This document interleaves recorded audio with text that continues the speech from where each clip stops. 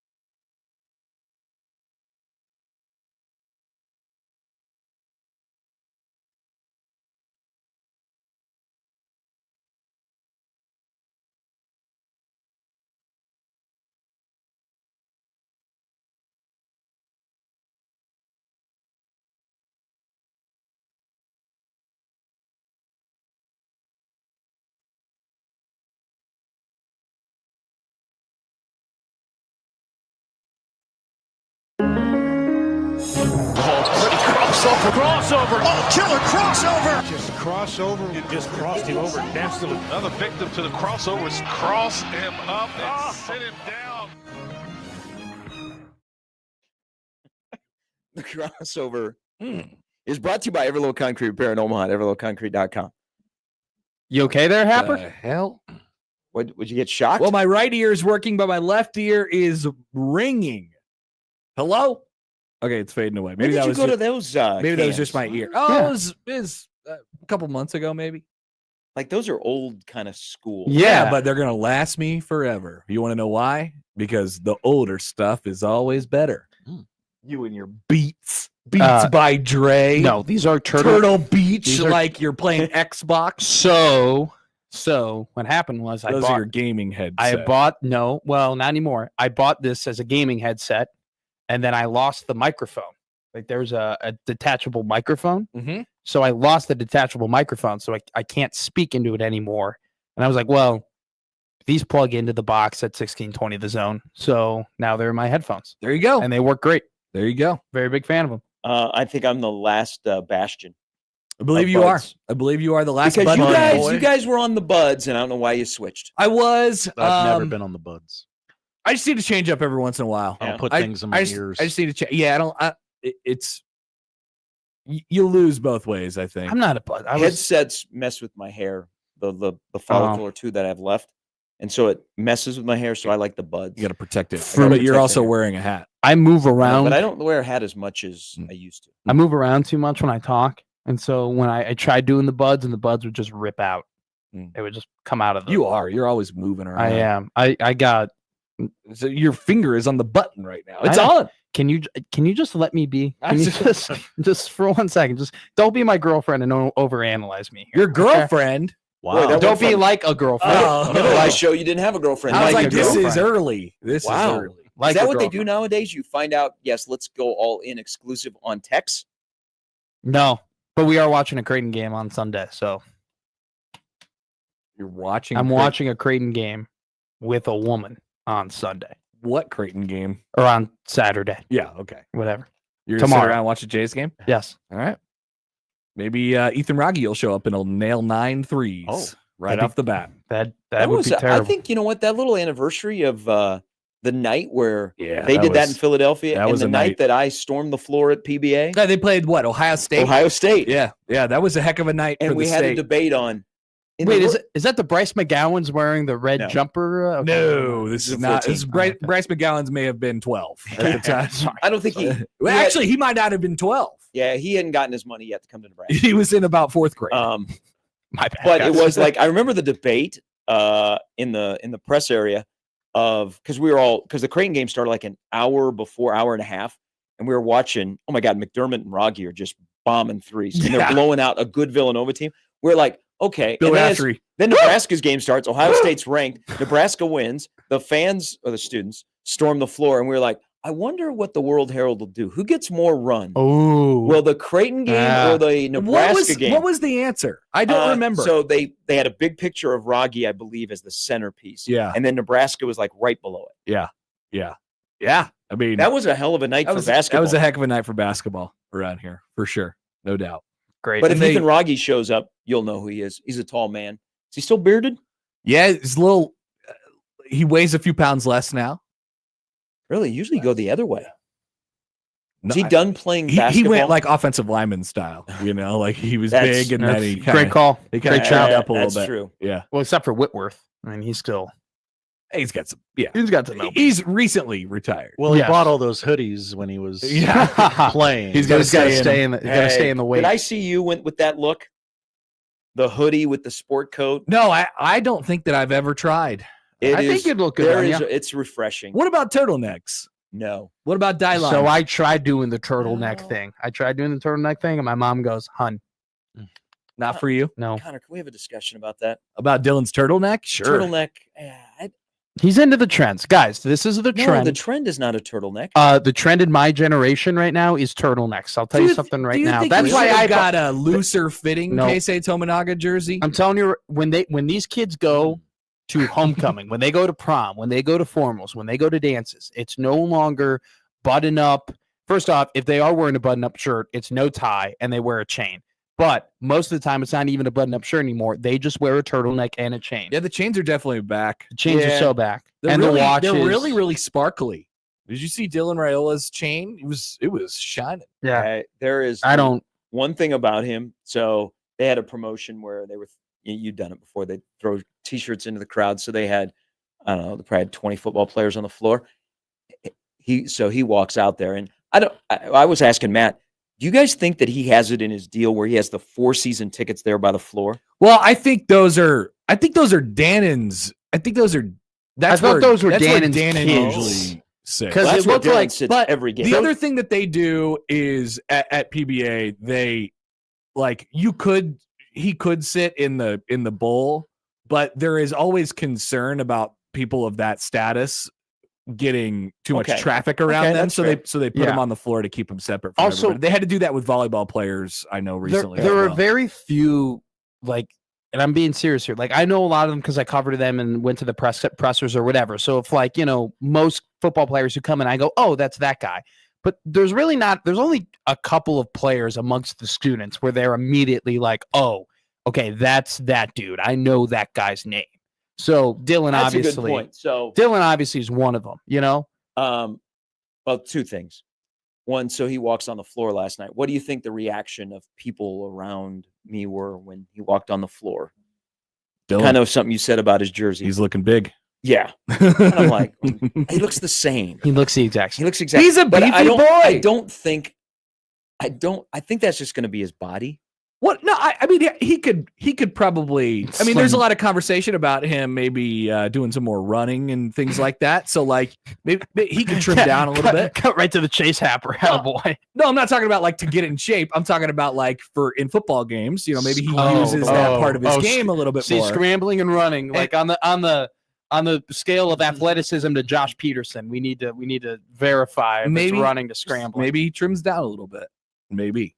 I'm not mad at him for being the way he is. Yeah, I think it's Maybe a little. remember I think it's a little every weird time when we you're start like, oh, obsessing man, over a here 19-year-old's was- body. Oh man, I guess he hasn't done anything in the off season. I guess that winter conditioning isn't working. Yeah. Look he still looks like he's like chubby. I'm like, well, one, he made the That's crucial, okay. He's allowed he to made be the chubby. crucial faux pas of getting a medium Tominaga jersey. Little to tight. wear. Medium. Little tight. Probably didn't account for all of that material that was on the turtleneck. Right. I don't know. About all right, so something you brought, Matt. Yeah. It is and I don't know because guys aren't here as long or whatever. There aren't as many recognizable guys. Raiola is recognizable. Harburg is recognizable, but the general fan, because they all kind of sit next to each other. Like the night, what was it, the last home game where they flashed on Husker Vision, the 3 teammates that were sitting with him. No one knew. Well, because they'd all just They shown were all up. the transfers. Yeah, it was Key, Rhett, and Pritchett. And you could tell, like, okay, but that's Pritchett because he's a big boy. But that is kind of interesting, like, in terms of if you ran into him on the streets, like if at the College World Series, you're walking in the stands and you see that guy must be a football player, got to be a Nebraska football player. How many would you go, oh, that's blank, blank, blank, blank, blank? On this team right now, I think it's just one. To the common. So for me, like I know a lot of the faces. Yeah. So Okay. So there was a linebacker who was at this was, because I was just there like not too long ago, like on campus going out as a student. There was a linebacker there who I knew, who I had gotten to know, who my friends had known, but multiple people knew that's a football player. Mo Berry. And this guy started, okay? This guy started. He's still in the program, so I'm not going to say his name. But they saw him, and they were like, that's a football player. But they didn't know who he was. And this guy was regularly on the field. He's still here? Still here. Does he still have eligibility? Yes. A linebacker who's still in the We're not doing this. We're not bringing it down. It doesn't, it's okay. People go out to bars. Yeah. Javen Wright. Exactly. Yeah. So he was out there. And he's been around for a while. And multiple people were like, yeah, that guy, like, that guy's a football player. And I'm like, well, they were like, what's his name? And they asked me because they know I report. But I'm like, yeah, that's Javen Wright. Are the 3 most recognizable athletes in the state of Nebraska in college? Ryan Kalkbrenner, Dylan Raiola, and Harper Murray? I was going to say Harper Murray is absolutely one of them. Harper Murray is absolutely one of them. I would throw Lexi in there. Lexi who? Rodriguez. Oh, okay. Yeah. I would throw Lexi Rodriguez in there because I've seen. I was out one time. She can stay under the radar though because she's small. No, I went to Brewski's and she had a table over there and I had a table across from her and there were multiple people who went up to her. She's not that tall. Who went up to her and said, "Hey," like they're like little girls and families or whatever who went up to say hi to her. So like that's a different like level there because I don't know how many little girls are going up to Marquise Buford and being like, or little boys going up to Marquise Buford and be like, "Hi, Marquise." There was a couple of football players. I believe Deshaun Singleton was one of them. Maybe Deshaun Singleton's sister or something like that was on the Ole Miss volleyball team. Yeah, and they were here for the NCAA tournament playing Creighton. And there was, I think, 3 of them, and they walked in, and one of them had a Nebraska Letterman's jacket. I was like, okay, I had to cross check some things. I had to bring up the roster. Well, a great example of this was, I think I saw Sam Hoiberg at a Creighton volleyball game this year as well. Pre-rule, kind of interesting. Pre-rule, Nash Hupmaker was the ultimate. Okay, that guy plays football. I just don't know who he exactly is. And then now he is. Nash Hupmaker would be a record. I think most people would recognize who, especially because of the wrestling. I think a lot of people here would probably recognize, honestly, a lot of people, especially if you look like Ty or Nash or big well, boys. Yeah, but I think there'd be like, I don't know, Baylor Shireman. Baylor Shireman. Out of the 29 DBs, how many people would really see them and be like, "That's that guy"? That's a good question. Probably not that. Like not that night, many. So in the slam dunk, Deshaun McCullough was one of the participants. I think people looked at like before they announced. And unfortunately, he had, number 17 on. And it said McCullough. Yeah, but people are like, who is that guy? Yeah, right. Well, I definitely wouldn't know Connor Shutt. Yeah, that was a different one. Most people don't. He did good. And we don't know if Connor will be here in the fall. Speaking of weight, how about, Heinrich Harburg looks like he's a tight end now. Yeah, so much for that. I wonder if they really need a quarterback, he'll go back to that. No. I feel like that ship has sailed. He's tight end. Yeah, that guy's a tight end. He's tight end. Be a linebacker. Okay, so I'll give you another one. He could one. be anything if he wanted to. Because she was what? Yeah, because she's played here in Omaha and now she's at Nebraska. Britt Prince. You think she's recognizable? She keeps a low enough profile. She will be. That is a part of this conversation. You're good at whatever, but do you have the star factor? Like, are you really putting yourself out there? Jazz Shelley was recognized. Do you think she will though? Maybe that's something she grows into. It's never really been her though. I had this question after last night because they were in a attention convention against a winless Big Ten team. They were. They pulled it out at the end. And she had, 24? Has she been, because you see in person a lot more women's games than we do, has she been better than what was advertised? She has progressed faster than I thought she would. Yes, she has progressed faster than I thought. I mean, it's her team now. Yeah. Like, Oh, yeah. You know, they need a point. They go to her. You know, That's so sick. that's. I didn't think that would happen quite yet, based on what she was early in the season. But it's happened very fast. Because I'd been around Jazz a couple times. Like at what bar? Barry's. Barry's and Tina's. Did you ever just stay home and study? No. Hey, that's fine. Hey, That's Odson, fine. That's the best question that's going to be asked on this Odson. radio station today. Odson, I was at the UNL College of Journalism. I don't know. I don't know what Whoa, studying come I on really now. need to do. Well, that was probably a big hit to you when they shut down Fuzzies. What's Fuzzies? Well, Fuzzies, the margarita bar. I wasn't around for that. Oh, Margarita Bar in Lincoln? That's Tina's. That's Tina's now. No, it's Tina's- right next to the J school. Fuzzies was not a thing at J school for me. You were in the post Fuzzies era. I was post Fuzzies. PF. PF. I was about to say Unbelievable. it's DF and PF during Fuzzies, past Fuzzies. But no, where was that? Agave. Agave was So you like saw Jazz there too? no. I just went. What'd you see at Agave? Nobody. Are you sure? Nobody Yeah. was at Agave. No, but Agave had Don't like go to Agave. Agave had like Nobody will be there. $4 margaritas on Thursdays or whatever, and that was like a big deal. I remember one time after the Northwestern Nebraska game in Ireland, we went right to the bar at like 3 p.m. and stayed there till like 2 a.m. And Dear God. at one point we What time does Scott show up? no, we weren't by PBA. So we went to Agave halfway through and got burritos and brought them back to the bar and ate the burritos at the bar and then continued to have our slinky pitchers. You really didn't do school. No, I didn't come. At I'm all. JT Bear, man. I didn't come here to do school. That was Or was that Cardale. Cardale. My bad. That's Dang my it. guy. It was one of those Ohio State quarterbacks. I notice you're not mentioning the bar in Lincoln that allows. They don't even care if you have a fake ID or not. There's many. There's not that many. There's one popular one with athletes that Oh, yes. you just Yes. if you're upright and have a pulse, Yes. and you at least have a driver's license, come on in. So Buffalo Wild my buddy became the bouncer of that bar. Yeah, Yeah. And so I did not find out that bar was like that until I was like a month and a half, 2 months out, which was so unfortunate. So did you have a fake ID? yeah, I had 2. I lost one in Iowa State. You just dropped it on the ground. Nope. I handed they dude, took it away. was so smooth. We went up, I handed to the guy. The guy without hesitation goes, "That's fake." And I just kept walking. Like I didn't even lose. Like he didn't Low impact. He didn't have to like look up to the light or bend it. He goes, "That's fake." And I go, "See ya." And then I just kept walking. So didn't even like go to get it back. Yeah, no, I had 2. And then It's a big industry in Lincoln.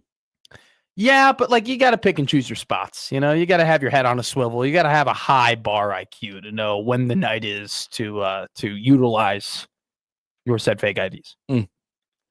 So, Do you have one? Yeah.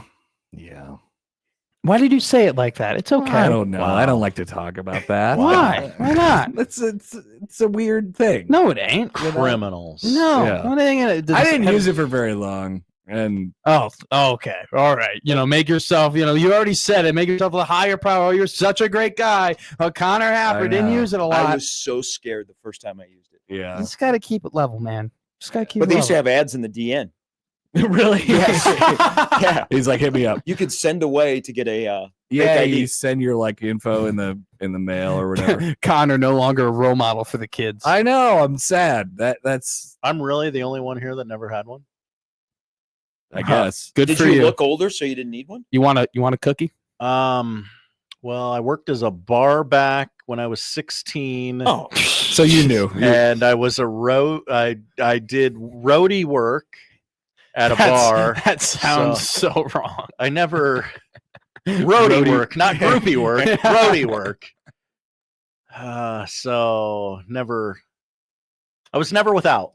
Let's put it that way. There you go. Didn't have to. Yeah. That, Speaking see, about, that- hey, do we that's want a the beer real right key. now? Anyone want a beer? No, Beer. it's 10. So Hey, see, I lived in an era where It's they Friday. didn't have the IDs were not like the state IDs were not as sophisticated as they are now with Sure. like barcodes and all that kind of Mhm. stuff. Yeah. Like Just you take a look. Like there would be people that I went to school with that were like from California. They would have a piece of paper. Mhm. They're like, "This is our driver's license," Mhm. and I'm like, "Really? they You're 27?"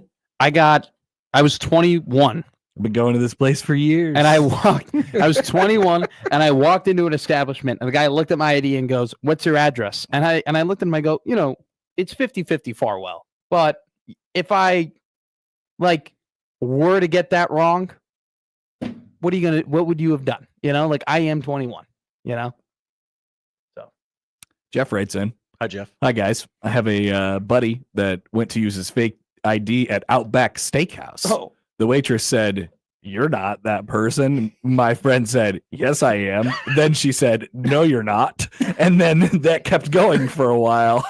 And that's the end of the story from Oh, Jeff. I okay. wonder if I I wonder if that is Jeff. I wonder if he was refused service. Outback Steakhouse. Outback Steakhouse. There Yeah, I was got my a- fake ID ticket at Outback Steakhouse. there was Tough times. there was a very famous bar in Chicago that they just do not care. And my Barry buddy Carey's. my buddy used his fake ID, and then I was 4 people behind him, and I didn't have an ID, so I used his second fake ID, and we just walked in, and it was all good to go.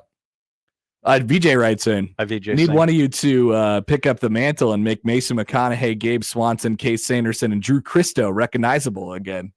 Make Husker baseball players recognizable again. Yeah. I don't think any of them are. Baseball players have routinely, traditionally stayed under the radar. Well, so it's different. Like that's what they do if football, because they they wear ain't going to school. they wear a hat in baseball, they wear a helmet in football. Like you think about basketball players, volleyball players, sports that you don't wear any like helmet or hat should be the most popular Mhm. because you see them and so you know what they look like. I think that's a big like Harper Murray is probably the most recognizable outside of Dylan on campus at the moment. I think she might be more recognizable. Maybe it's possible. It's You possible. become that big where they say you're so popular, we're just gonna have you take online classes. Because there are some like females who just don't really care about football, but there are some females who really, really like, Harper Murray. And then I think a lot of guys would know who Harper Murray is, regardless of whether or not, they really follow volleyball that closely. Jordan writes in, Hi, Jordan. wow, 1620, the fake ID. Are we sure these people who are who they tell us they are? Is his name really Connor Happer? You'll never know. Yeah, I don't think anybody has ever changed their name on this radio I'd be station. proud to present my real identification upon request. Oh, yeah. Is anybody using a fake name? I don't think we have any fake names on Uh, this station. No, a couple No. other stations we do. No, I'm a fake name. Yeah, we have some. They're not fake names. They are. They don't where you say you got to get a Stage better names. radio name. And Although there is a person who will be doing a show on 1620 The Zone today who has a fake name. That probably narrows it down quite a bit. Yes. Yeah. Is that well known? Yeah. Okay. I Stevie think so. Stevie Wonder? Well, I don't know. It's been said before, but Yeah, that's right. yeah. Oh, See, I that know. would be difficult to have an on-air, and he's very successful and popular on-air host. And people, that's what he's known as, but people don't call him by his real name. I know. Well, But his he was when he- voicemail. But then his you just become that. his voicemail though, he's complained about it to me before about how he has to his voicemail is like, "Hey, this is blank or blank," because he goes as both. Yeah. So he's like, it just sounds really weird. It's I don't call him by his real name. yeah, no one No. does.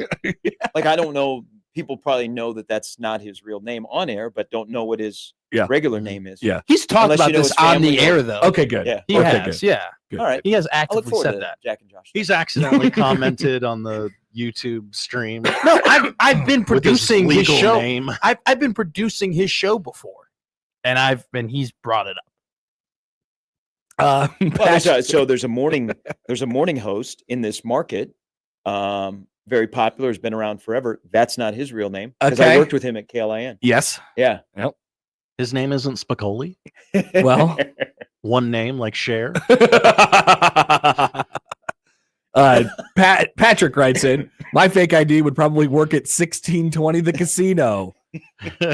Yes, I think they have very limited security operations at 1620 the casino. They can't even deal blackjack. Do you want to talk about this, Connor? I do, but You had a tough time with somebody who's dealing blackjack? I listened to the afternoon show yesterday, and I could not believe what I was hearing. What? 3 adult males Yeah. working at a They sports did. radio They station. brought back 21 on the radio. Okay, yeah. They brought back 21 on the radio. All And 3 of them don't know the rules of blackjack. Nobody knew how it worked. How do you not? I was what were surprised they that doing? I was surprised that Josh knew how to like deal it.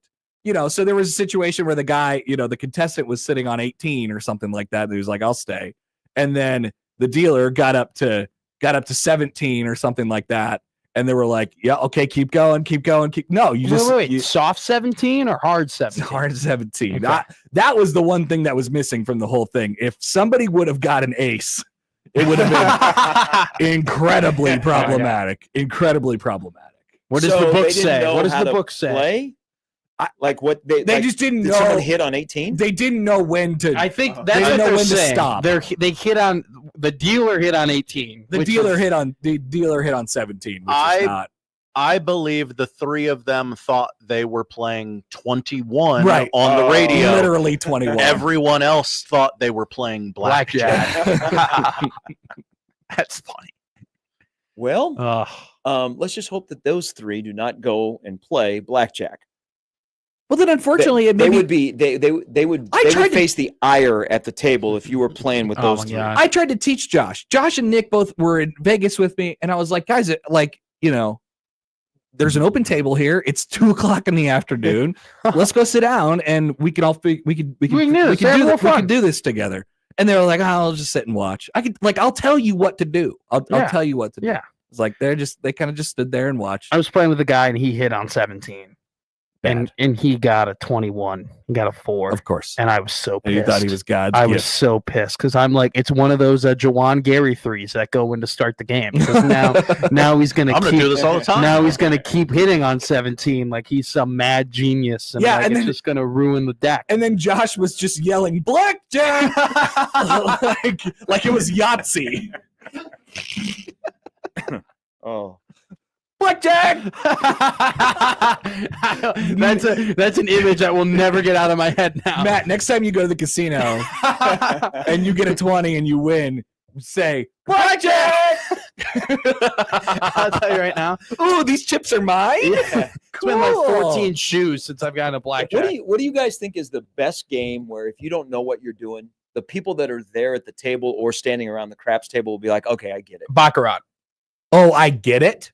There are some people that will. or You're you- right. There are like at blackjack. If you're like, I don't know really how to play, and they'll be like, "Oh, I'll help." They'll you." help you out. Yeah, that stranger. Yeah. Yeah, no, that'll because I think craps. I think 'cause- craps is the one where it's like, don't even if you don't know what you're doing, don't get there. Yeah. because a guy there was one time like this guy had a like 2 3s versus a 6 and I was like, hey, you split those, I was like, just split those because like a 6 is a high bus card, you're more than likely gonna be able to win.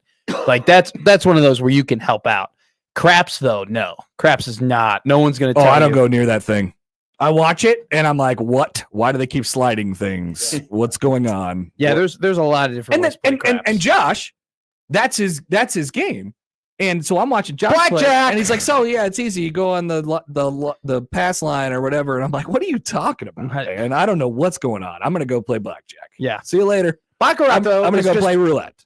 Baccarat. I want to learn how to play Pai Gal. That's what I Oh want. yeah, Pai Gal's fun. Make a That best seems 3-card hand, 2-card or 5-card hand and 2-card hand. It's fun. That's the type of game you play at Vegas if you want to get the free drinks because you can be playing Pai Gal for forever and not lose a lot of money because almost always it ends in like a push. That's cool. So if you just want to get drunk for free at Vegas, you sit down at a Pai Gal table. I think you should drinks for free anyhow. Maybe you have to pay. Some for places are slower than others. Some places are very slow. Yeah, I get it. Well, All right, have a good show. Have a good weekend. Thank You got the you. weekend off, don't you? I got one little thing tomorrow, but Whoa. that's it. One little thing tomorrow. Good on you. Thank you. Enjoy. It's exciting. Enjoy both of you nooner with the Jays. Yeah. Be fun. Watching the Is that why Jays. your guys are getting together at noon? Yeah. Okay. Yeah, because I got the Rumble later that night. So. Is she not I worthy? got the Hey, Rumble. is she not worthy of a Rumble invitation? No, absolutely not. So she hasn't reached that status yet? No. Like, how long do you have to be in a relationship before you say you can also come to the Rumble party? 3 years, 4 years, probably married. Oh, that was the entry point for my wife. Yeah. She loved the countdowns. And Oh, really? And the The entry the point? whole crowd going 5, 4. That was the entry 3. point? Yeah, Really? yeah. Maybe I should. Yeah. No, we're having a nacho bar though, where you line up, you put tin foil down on the table, and then you put the chips Oh. down, and then you put the meat over, then you put all the toppings. It's gonna be great. Like Okay. a crawfish boil. Yeah. Yeah. I gotta see. Do I the don't chips get a little soggy? know. We eat them quick. Okay. All right. Have a good show. Thank you. That is the crossover powered by Everlevel Concrete Repair in Omaha at everlevelconcrete.com. It's Friday. We'll start things off next.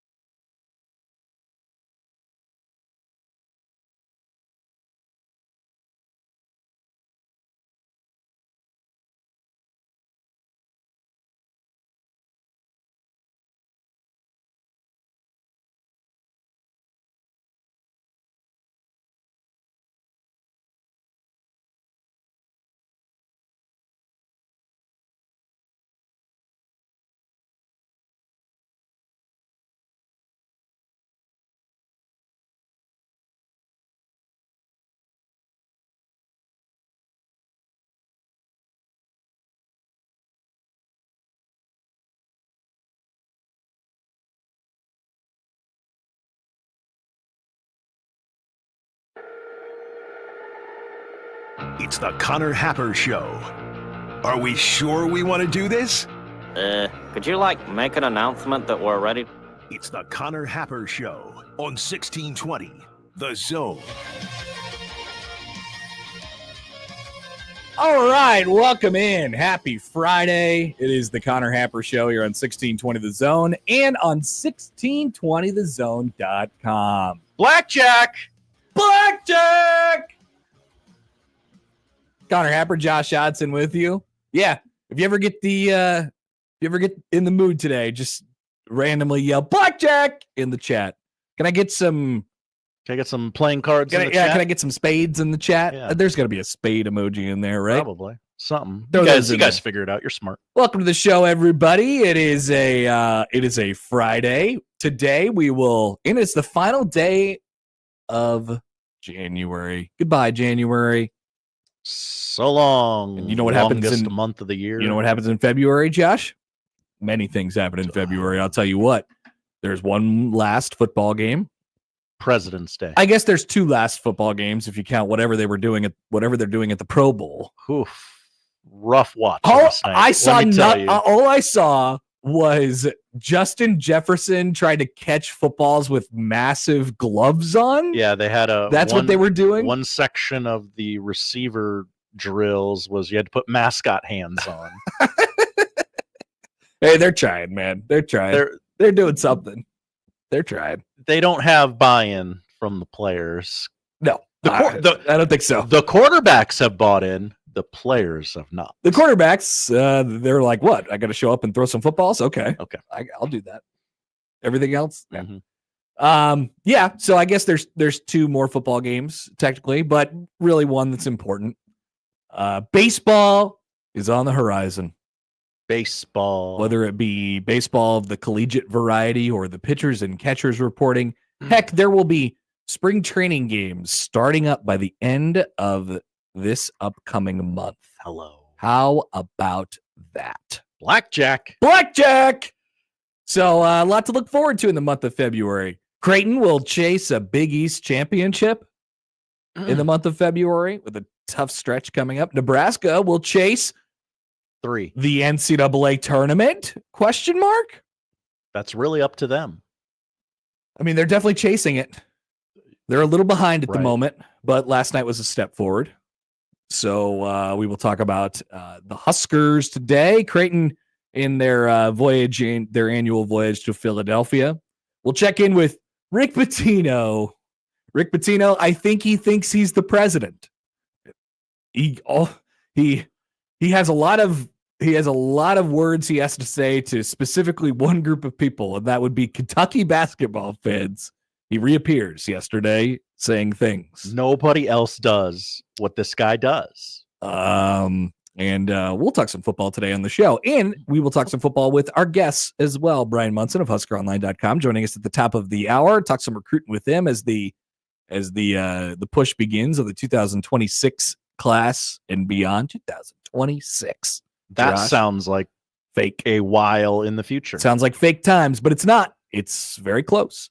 Brian Christopherson will join the show as well. Talk some hoops and football with him at 11:30. Steve Sipple in the noon hour as well. And once again, the top 5 poll questions of the month of January coming up today at about 12:45. That is the lineup powered by the Rooferees at John Higgins Weather Guard. Beep! Make the right call.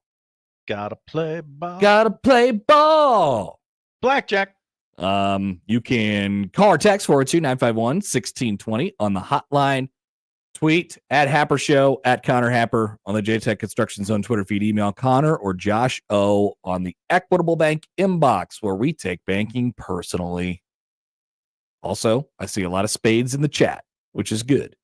Thanks for watching along with this on YouTube or conveniently located on zonetv.live. Elsewhere, we still have one more half off deal for all the way off that we have to give away today to the Woodcliff restaurant. That's right. So stay tuned for that during the show. We're going to play Pie Gal on the radio. I feel like it would have been a ripoff for me to bring a deck of cards and start dealing blackjack again today, but just know that I could do it correctly. We're going to play War on the radio. There you go. It's easy. Mm-hmm.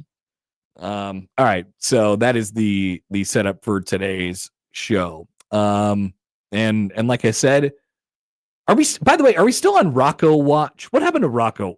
John Cook retired. John Cook retired and it killed Rocco. John Cook retired and Rocco watch has ended. But are we still technically on Rocco watch? Some of us never gave up our watch. We know that he left Nebraska without committing to Nebraska, so that is probably not a great sign. Okay. Taking some other visits potentially, but Do people do that? Do they visit and commit on the spot, like at the end of the this like is on the tarmac? Like, I'm leaving, Matt. Just wanted to say, Yeah. it worked. I'm in. I would say so. Oh, really? Yeah, and Okay. we're also at the point with Rocco where it's quite late in the game at this point. Considering classes have begun, you're getting That doesn't matter, Connor. You know it doesn't matter. no. Don't act like it matters. Actually, I'm not saying it matters to go to like whatever, but you have to be. Unfortunately, you have to be registered in school to play ball. Oh, Still, that is still one of the requirements of the compliance Okay. and the people who are in charge here. So it's student you're athlete. gonna want to be in school wherever you decide to go to school on Monday, this coming Monday. So if you don't know where you're gonna go to school and it's Friday or it's Saturday, it becomes increasingly difficult to go to that school on the Monday. I'm going to ask a question. All right. I don't know if you know the answer. It's going to trigger me if you do.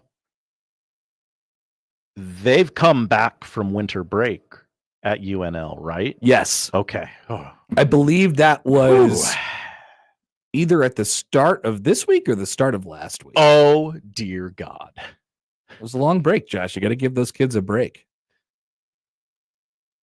Got to give those kids a break. Soft generation, the burden of low expectations, or whatever they say. Johnny, our Texan on the text line. Hi, John. Is it Bad Joke Friday? Because I thought I just heard you mention Nebraska and the NCAA tournament in the same sentence. Well, I guess we'll leave it up to you if it's Bad Joke Friday. Nebraska's not dead. I would never. They're not dead. They're going to have to rip off some wins here. But there are opportunities for quality wins that are out there. Nebraska has now beaten a top 25 team for the third time this season. But yes, they've lost some games that they're going to regret, especially if they do find a way to get it on track. But we'll talk about Nebraska ball here in really just a couple minutes. So we're off and running here on a Friday. Josh, thanks for being along with us. It's appreciated. It's a lovely day out there. Didn't have a choice. It's my job. I didn't even bring a jacket today. Oh, you didn't? Nope. I just Really? wore this. I walked into the building and I didn't have to take a coat off or put it over my chair or anything like that. I just put my backpack down and I was here. That is a freeing feeling in the It was great. middle of winter. In when fact, you can do that. It's been that way for the last 3 days. And as you'll notice that this top layer that I'm wearing, sleeveless hoodie. Blackjack! Sleeveless hoodie. It's a black hoodie. Yeah. And it says Omaha on it. Omaha. All right. Here we go on a Friday. Welcome to it. We will talk about the events and the celebrity sightings at Nebraska basketball game last night. Back after this on 1620 The Zone.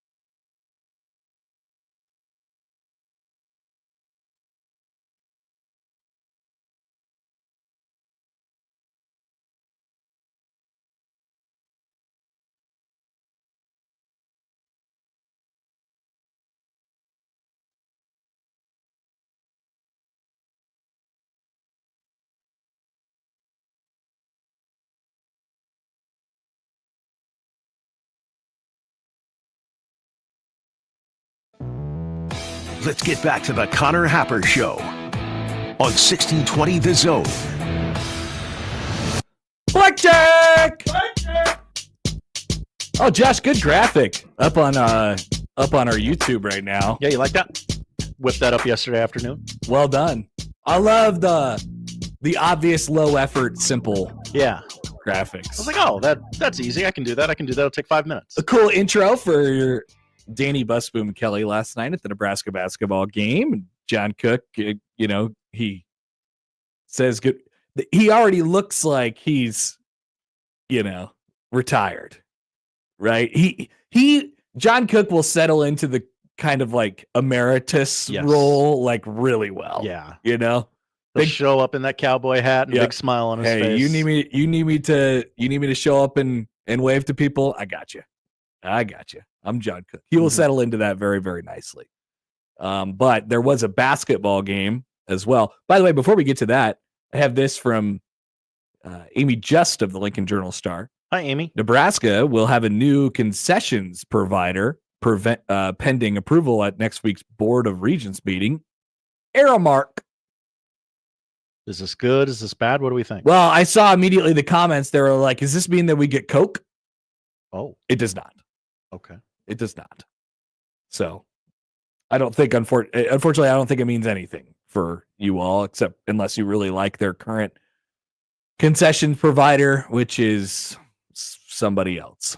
Does Board of Regent member Cindy Lou Who or whatever her name is? She probably has takes. Yeah. She probably has takes. But I don't know them. Well, maybe we'll find out We'll find out. It's public record. At the Board of Regents meeting that approves these things. Nebraska basketball. Well, it took overtime. And that shot from the corner almost went in. Illinois did not lead the entire game, period. Yeah, what were y'all worried about? And then all of a sudden, it's tied with 5 seconds left. And, well, Nebraska's, fouling because they have fouls to give. And Illinois gets really a horrible look on their final offensive possession on the final possession of regulation, and nearly went in from the corner, which would have been just an awful ending to that game, because that would have been a stolen win for the Illini. It would have. They played horrible. Yeah, it probably should have. A competent basketball team would have stolen that game on the road and got the hell out of Dodge. Maybe. I don't know how you win with 17 turnovers on the road. Well, yeah, a competent basketball team. I don't know how you win shooting 67% from the free throw line, 10 of 42 from 3. Goo. Yeah, there's a lot of goos in there, Josh. 42. 17 turnovers. Thank you, TC. Kathy. For Regent Kathy. Yeah, Kathy Wilmot, right? So now what for Nebraska basketball? Let's just keep it at the game first. I don't know how you guys hear these things when I talk about Nebraska basketball. You're like, classic Jays fan. Remember, he is also a Nebraska employee whenever he says whatever he's about to say. Classic Jays guy, though, about to say what I'm going to say. So let me ask it as a question. Was there anything to you that happened in that game that they haven't been doing over the 6-game losing streak? Did it feel like it was a new team with a new outlook on life that approached things differently, and they had a different sort of urgency and all of those things to them last night? I didn't personally feel that way while watching them, but I maybe people saw it differently. In fact, let me spin that question positively for you. That probably should tell you that they shouldn't have ended up with 6 losses in their last 6 games. There was a couple teams that just played better than them, right? And I would say that there was a couple teams that stole wins from Nebraska, Iowa included in that conversation throughout that period of time. So you are what you are, and we're asking Nebraska to play better, and I think there is still a level for them to go considering what we've seen earlier in the season. But even during the 6-game losing streak, when we thought everything was horrible and bad. Like I didn't see, and Nebraska beat a ranked team last night on their home floor. I didn't feel like they played a whole lot better than they did when they were losing the 6 games in a row, which should tell you that they probably shouldn't have lost the 6 games in a row. Price looked fine in overtime. Am I making a jump? Am I making a leap there? No, Too much? I think you're being very rational when you say that. Well, so Bryce Williams was certainly the dude in overtime last night for Nebraska basketball, and he was the dude for the entirety of the game. He was probably the best guy on the floor. However, Bryce went 10 of 26 from the field. Probably too many shots. Had a taken couple there. weird turnovers. Well, I guess he had the one turnover, but he had the one where they're going to set up, and I think it was toward the end of regulation where they were trying to get a shot, and he like just dribbled the ball off of himself and nearly lost it out of bounds, and they had to take a timeout. But you know, Bryce had eight rebounds last night, played 41 minutes. He was the best guy on the floor. He ended up having 27 points. But I don't know that 27 points on 26 shots is exactly what you want. But he made the 3 shots in overtime, and that was really all Nebraska needed in the game. Because what? Illinois only scored 4 points in overtime. That's right. So I don't know. I don't know if there was that. I don't know if there's this like, oh, wow, there's a real twinge of, I like what I saw there. And you could take that going into the Oregon game. It was more of, it was really good for them to get a win because clearly mentally and emotionally they needed it to win just to make them feel better about themselves. And maybe you could take that result and make something out of it. Still very inconsistent minute to minute, Mhm. but when you're inconsistent, sometimes over the course of 40 minutes or more, 45 minutes, you're going to put it together. Other stretches over 40 minutes when you're inconsistent, you're not. And game to game, I don't know that you know what you're going to get at this point until that defense really steps up. I mean, I guess you could say, what are you talking about? The defense was great. Illinois shot 10 of 42. Yeah. I don't know. I still didn't feel like it had that teeth Right. that I always Right. talk about. Those teeth, I guess. You would probably like them to take less than 42 threes if you were really D'ing up. And I will say this about Illinois. I know that they have had guys in and out of the lineup here, and they were missing their big guy last night, Mono of all things, right? And you know, Yakachonis has been kind of in and out, and he's sort of their guy. Like they've sort of had to piece it together a little bit. But every time I watch them, they look like they could barely function. I don't know how good of a team that is, but they are the one of the ones that you look at for the Big Ten and say, all right, I guess this is our representative. But they're 6-5 in the league. They've lost 4 out of their last 6 at this point. They are not headed in the right direction at the moment. But either way, I mean, like I said, either way, it was a win that Nebraska needed last night, and they got. So now the question is, can they capitalize off of it, and can they turn it in, can they spin it into something positive and then actually start to play better? Andrew writes in, Hi, Andrew. on Twitter, says the only difference in last night's game compared to the losing streak was Gary was driving the ball and not ripping a bunch of threes. So Juwan Gary last night did not shoot a single 3-pointer. Hey. A welcome sight. Nebraska only shot 20 as a team. Made 5 of them. And made 5 of them. You only shoot 20 shots as a team. That's like a concerted effort. Yeah. Right? You know, somebody has told you. Yes, you're trying to do something there. Yeah. Right? And so I think that plays a little bit better to Nebraska's strengths because this is not a great shooting team. But they have a lot of stuff with their lineups that, you know, Mia is to the point where he doesn't, like, I feel like Mia is probably their best defender. I mean, he's certainly a rim protector. So if you just add it all up, I think the stats would bear that out, that he's like their best defender. He didn't even play last night. Like they're trying, they're in this middle zone where it's like, do we go offensive? Do we go defensive? And how do we find the right combination to both score enough points and to defend well enough? And like Morgan is actually gives you something offensively, but he's not anything on the defensive end. Right. So Nebraska's just they're trying to, swarm down underneath with guys who are less, physically capable of play, and that's why they're swarming. So like we're talking about what they're trying to do, and I understand that. Like I get that. That makes sense to me. It was interesting to watch the game last night and sort of, the teams playing inconsistent during stretches, and it's interesting to hear like Kevin and Nick on the broadcast openly just kind of discuss that push and pull of like, okay, do you want offense here? Do you want defense here? And they both know more about basketball than me, and they're both like, I don't know what you do here. It's kind of a mix and mash. Yeah. What's it going to be from possession to possession? So like I saw the conversation about this, and John texted in or tweeted in something in the, like, how did Bryce, what was that for a Bryce Williams game? Were you like, obviously he was the dude, and I want Bryce Williams taking the shots if there was anybody to take the shots. Like, the efficiency that we talked about him operating with at the beginning of the year, that was so good for them on offense and then translated onto the defensive side because of the success that they were having.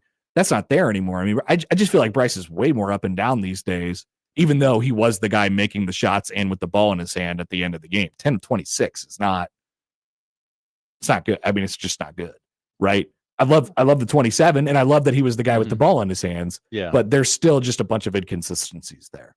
I mean, at the end of the night, you beat a ranked team on your home floor. You stopped the bleeding and won a game for the first time since like the 4th of January. Yeah, I think it's that. I think you take the win. You're going to go say, home happy. Exactly.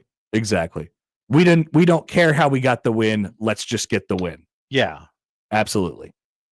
And it's not only is it nice to win period for them, but I imagine it's nice to kind of walk back in that locker room and go, hey, we didn't play our best game and we still won. No doubt about it.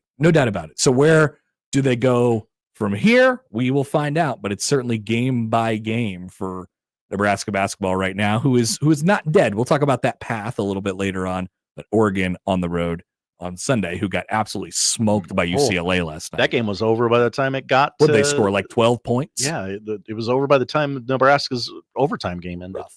All right, we'll come back. We'll talk with Bryan Munson of HuskerOnline.com on the Connor Happer Show on 1620 The Zone.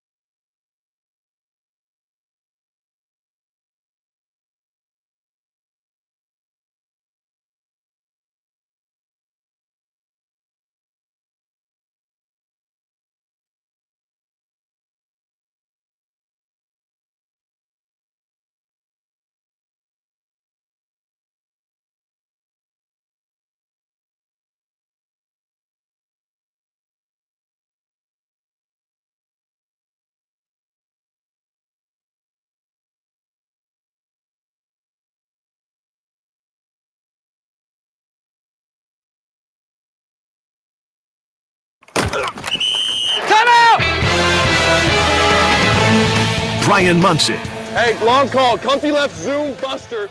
63 bang. Z Maui. Alert. Paradise Z Burger Y wrap on one. Husker Online on the Connor Happer Show on 1620 The Zone. All right, we are back, and we're joined now on the phone by our good friend Bryan Munson of HuskerOnline.com. Munson, hello. Happy Friday. Good to chat. How are you? I'm doing well, man. How are you? Very, very good. So before we get to recruiting, now that we've had almost a week to sit in another Bills loss in the AFC Championship game to the Kansas City Chiefs, how do we feel? Well, I stopped huffing. So I'm kidding. Honestly, dude, as soon as the concussion happened in the first half and Buffalo didn't do anything about it, like to adjust their defense, I was just like, what are you doing? You know, it just put a huge pressure on the rest of that back end of the defense. So I think there's several takeaways that I've shared them before privately with some folks, but the defense needs to be overhauled quite a bit, particularly on the back end. But I feel fine about it. I'm like probably the rest of the majority of America. It's not the Super Bowl I think that I wanted to watch, but it's going to be on, so it's going to be what I'm going to have to tune in to see, right? Yeah.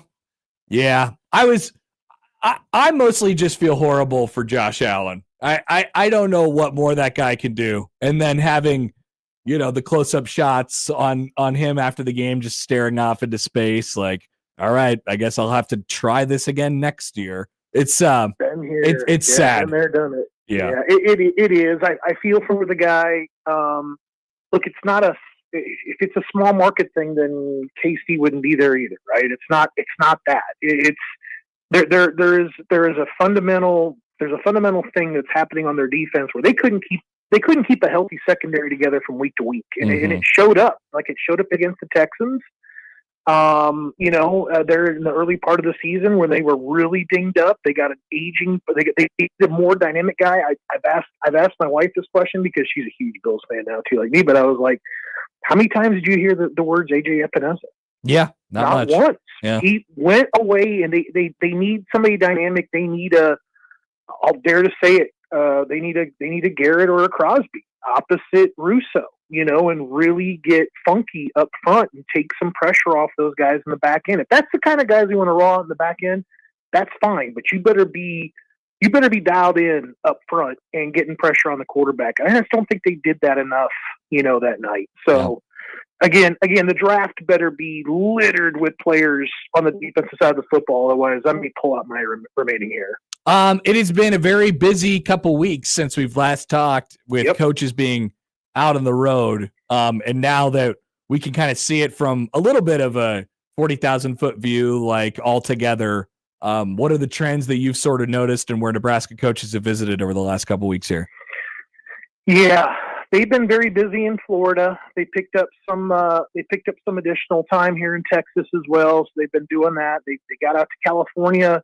I wrote an article about it last night, how Matt Rule was out there, checking in on a couple of speedsters of the 2026 class with Arrington and Bonner, both guys who visited last year. Bonner's talking about taking an official visit later on this summer, and Arrington's talking about getting back to Lincoln really soon. I think that they have done an excellent job, obviously, in getting out there and getting the word out. I think the guy that, I think obviously Mosey was the guy that people wanted to kind of keep an eye on, and he was everywhere. He was in Oklahoma. He was in Texas. He was in Kansas City.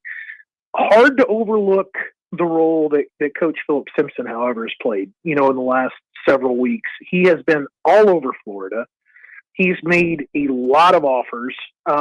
He's got direct contact with a lot of these guys. I got a story coming up with the junior day this weekend. It'll probably be early next weekend because I'll probably be right between 10 and 15 stories over the next 48 hours related to junior day. So I'm kind of looking forward to that starting tomorrow. But, there's guys that have known him for years and years, and they knew him from Florida State. It's the same deal, with the other coaches that are down there too.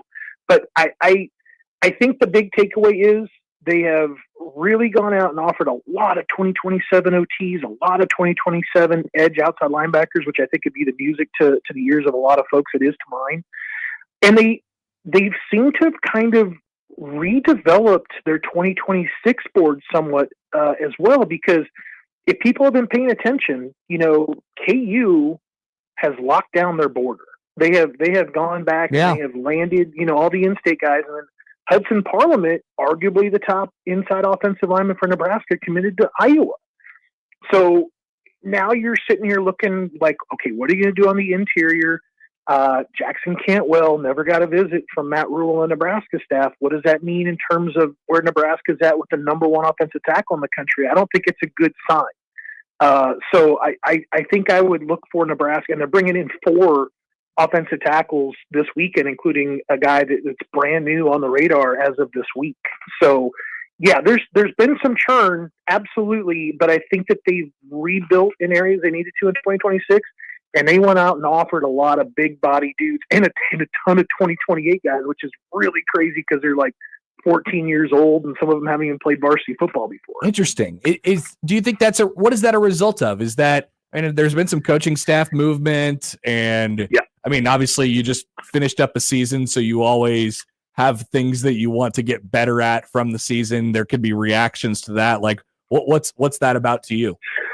I think that what you have here is just a matter of clearly some man-childs that are out there in the country that it's undeniable how talented they are. And it's, at a very, very young age.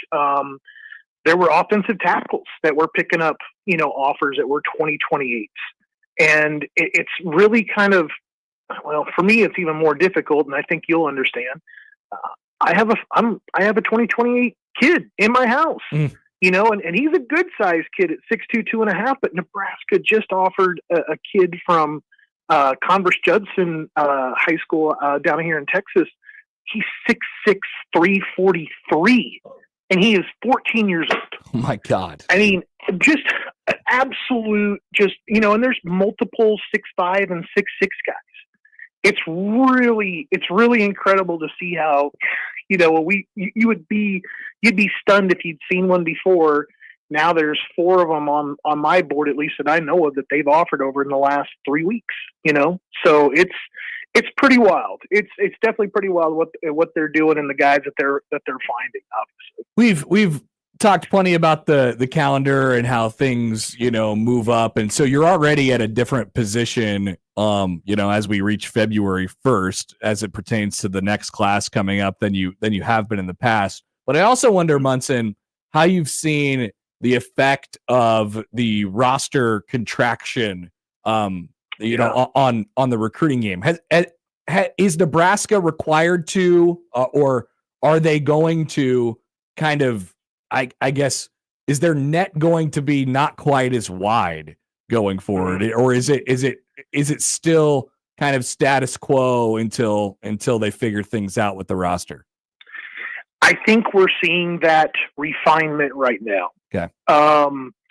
I think that it's such a great way to kind of put it. I mean, I think that you have to be more focused on the guys that you feel like can come in and make a difference and play a role sooner. I think that there are some positions where you can be a little bit more patient, but there's a pressure. There's a pressure, obviously, in your management of the 105 that you never had before, and that you have to go out there and make sure that there's a plan for all, and as soon as the plan seems to be going awry and doesn't seem like we're ever going to be able to get there with guys that maybe are a little bit more on the developmental side. I think that is kind of pulling that net shut a little bit, and kind of not casting as wide a net as you kind of went out before, where you had 400 some odd offers out the door. Obviously the 2028s, there's a lot of evaluation that goes into that. None of that stuff is really committable, and nothing is obviously, you can sign something tomorrow.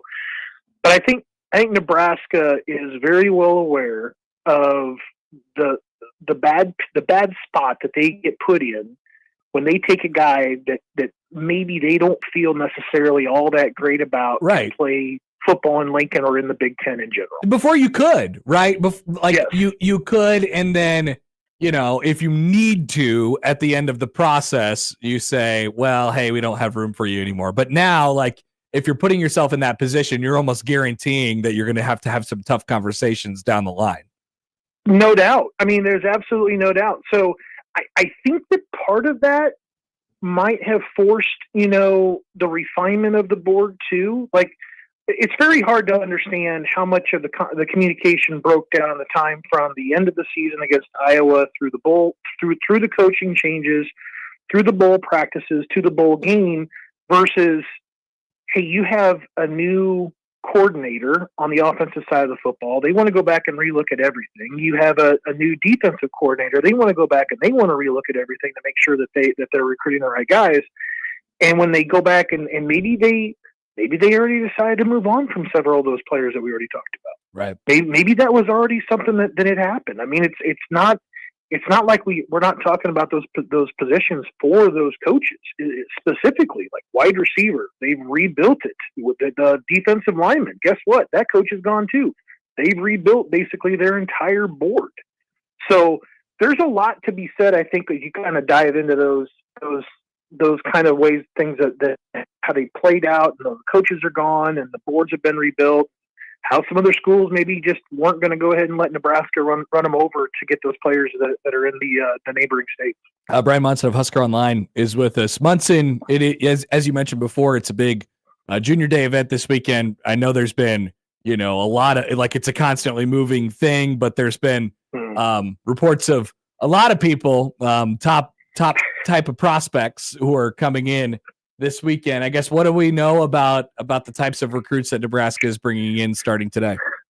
Yeah, I'm literally like an hour away from publishing a story, but let's get into this a little bit. So roughly about 20 players, which is a little bit larger than what I kind of felt like they were going to have, because I think that we can I think you and I can kind of put to bed the cattle call days, of big junior days they're gone. Yeah. These are those 50, 60 things where span of control was always a problem before. And it's more like, hey, come in here and grab a Kool-Aid and walk around and check.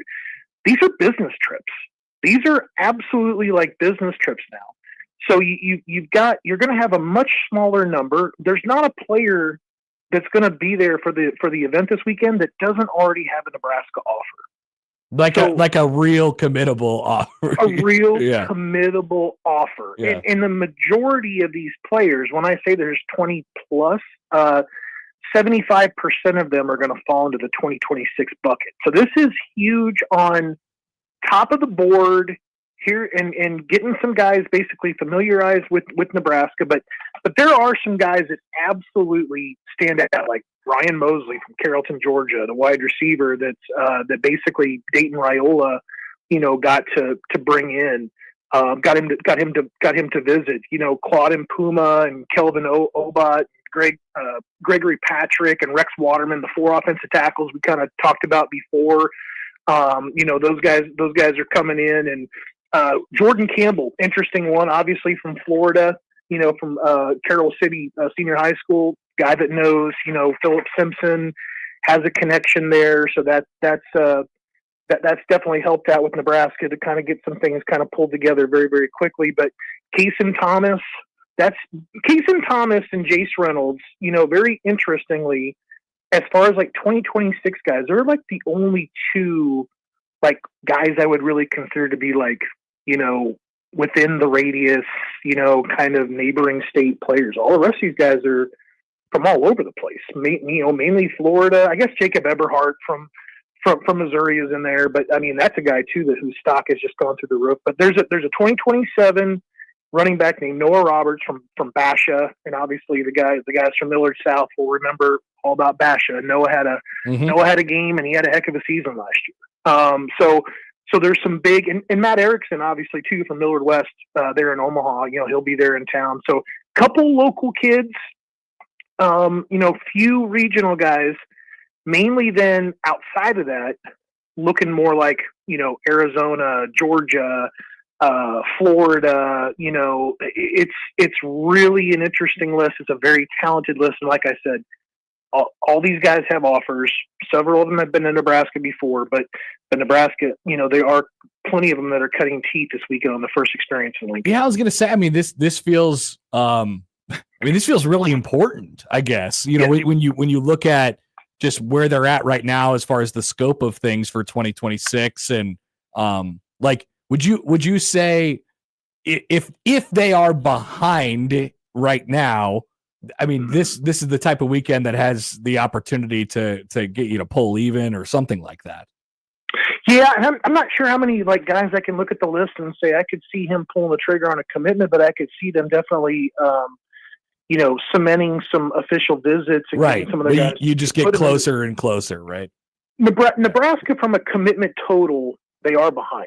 I laid it out in 3 and Out that they're fourth from the bottom. There's only 3 programs in the Big Ten that have less commitments than they do. One of them happens to be Michigan, so you can't really feel all that bad about things, and things are going to change dramatically between February to the end of July. It'll go from 10% or 12%-ish to 95%. So there is a lot of things that are going to happen here over the coming months, and it's going to be mainly this junior day, spring practices, not really a spring game anymore. So you're looking at bringing guys in for practices and during their spring break, right? And then getting them back very, very quickly to take their official visits. So and again, since these guys are cutting their teeth this weekend, they have to see a lot from Nebraska this weekend to drive another visit, preferably before they get into an official visit. That would, I think, give them enough information, enough time in Lincoln to maybe be able to commit to the Huskers by the end of July. Well, I was going to ask you about the spring game before we let you go.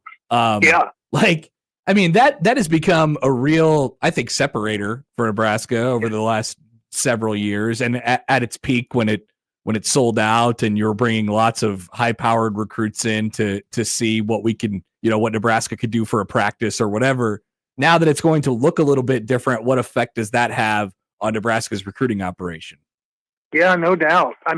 It's always been one of those things where they could kind of say, hey, come back into April, we're going to put 60,000 people, 80,000 people into the stands to watch a practice. And it's one of the great things about Nebraska is the fan loyalty and wanting to get out there and support the team, for a practice or a scrimmage, even included. So you lose basically a huge recruiting tool. That's why you have to kind of replace that weekend and that event across several, spring practices, and hopefully be able to get those guys back on campus. And like I said, if you can't, you're really rolling the dice, I think, in terms of your relationship and time on campus, to where if they're only there this weekend and they can't get back in, let's say, March and April, and then they do even set up an official visit in June, I still don't know, if you're only in Nebraska twice versus being in Florida, going to Miami 7 times, I don't know how that's going to compare, and how in that competitive kind of, I'm more comfortable with it because I've been there more times, and Nebraska's 2,000 miles away. It's going to get really weird. That's why spring practices are going to be very important to continue the relationship and build that kind of comfortable feeling on campus. No doubt. Bryan Munson of HuskerOnline.com. Okay, Munson, appreciate the breakdown as always. Good to chat, and we'll talk soon. All right, buddy. See you next week. That's Bryan Munson of HuskerOnline.com. The picture that he paints there is really fascinating, I think. As the recruiting calendar just seems like it gets shorter and shorter and shorter, and as the spots now become more limited, is it possible that recruiting, as far as where players actually end up, becomes more regional just because of the access that you have to the schools? So you have less time and there are less spots. And so it becomes more difficult if you're a Florida guy or if you're a California guy to visit Nebraska many times as you may want to before you ultimately have to make that decision. And if you are waiting and your decision isn't going to be made until halfway through your senior football season, October or something like that, you do run the risk if you're, and this is of course outside of the top of the game because they're kind of on their own time and they set the market. But like, if you are in the 3-star whatever range and you're waiting for a while and you have committable offers, you run the risk of your spot being gobbled up wherever before you ultimately make that decision. It's interesting. It's fascinating. And I think it'll probably be, a 2, 3, 4, 5-year process before we get a handle on what all of this means for recruiting. But I mean, the conversation is, I think it's right. It's if you're cutting down the roster spots, it means less opportunities, and that means coaches have to be absolutely on their game more because they have to identify correctly. They have to identify. Can't just cast a wide net. And Nebraska has always been a place that casted a wide net because they have the safety net of like, we got roster spots. We can carry them. Yeah, it's fine. It's pretty fascinating.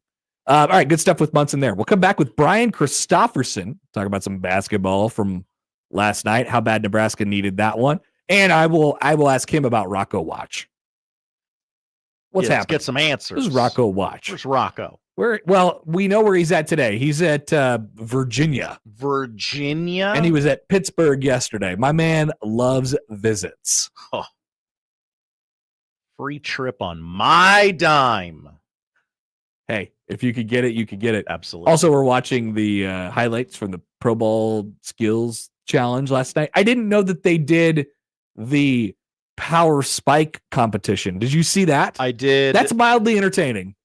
The idea is very good. It just doesn't look that cool. It doesn't look that cool on television. The digital readout that they had, like, you couldn't see it on television. Classic. So there were a couple things that, like, okay, if you could do this over again, you would. Yeah. Something there. But yeah, it's something for the O linemen to do. All right. And the power walking competition, there was mall walking. That was a choice as well. Yep. Interesting. All right. We're back with BC coming up on the Connor Happer Show on 1620 The Zone.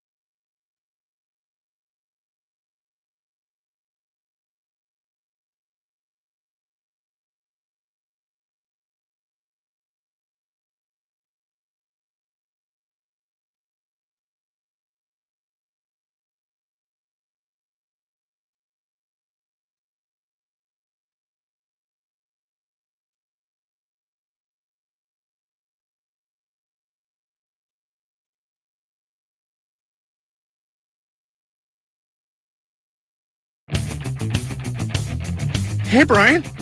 Bryan Christopherson. I gotta take this. It's Hap. B. Rooney drove my Chevy to the levee, but the levee was dry. Bryan Christopherson, Husker 24/7 on the Connor Happer Show on 1620 The Zone. All right, joined now on the hotline by our good friend Bryan Christopherson of Husker 247. BC, hello, happy Friday. How are you? Happy Friday. I'm doing well.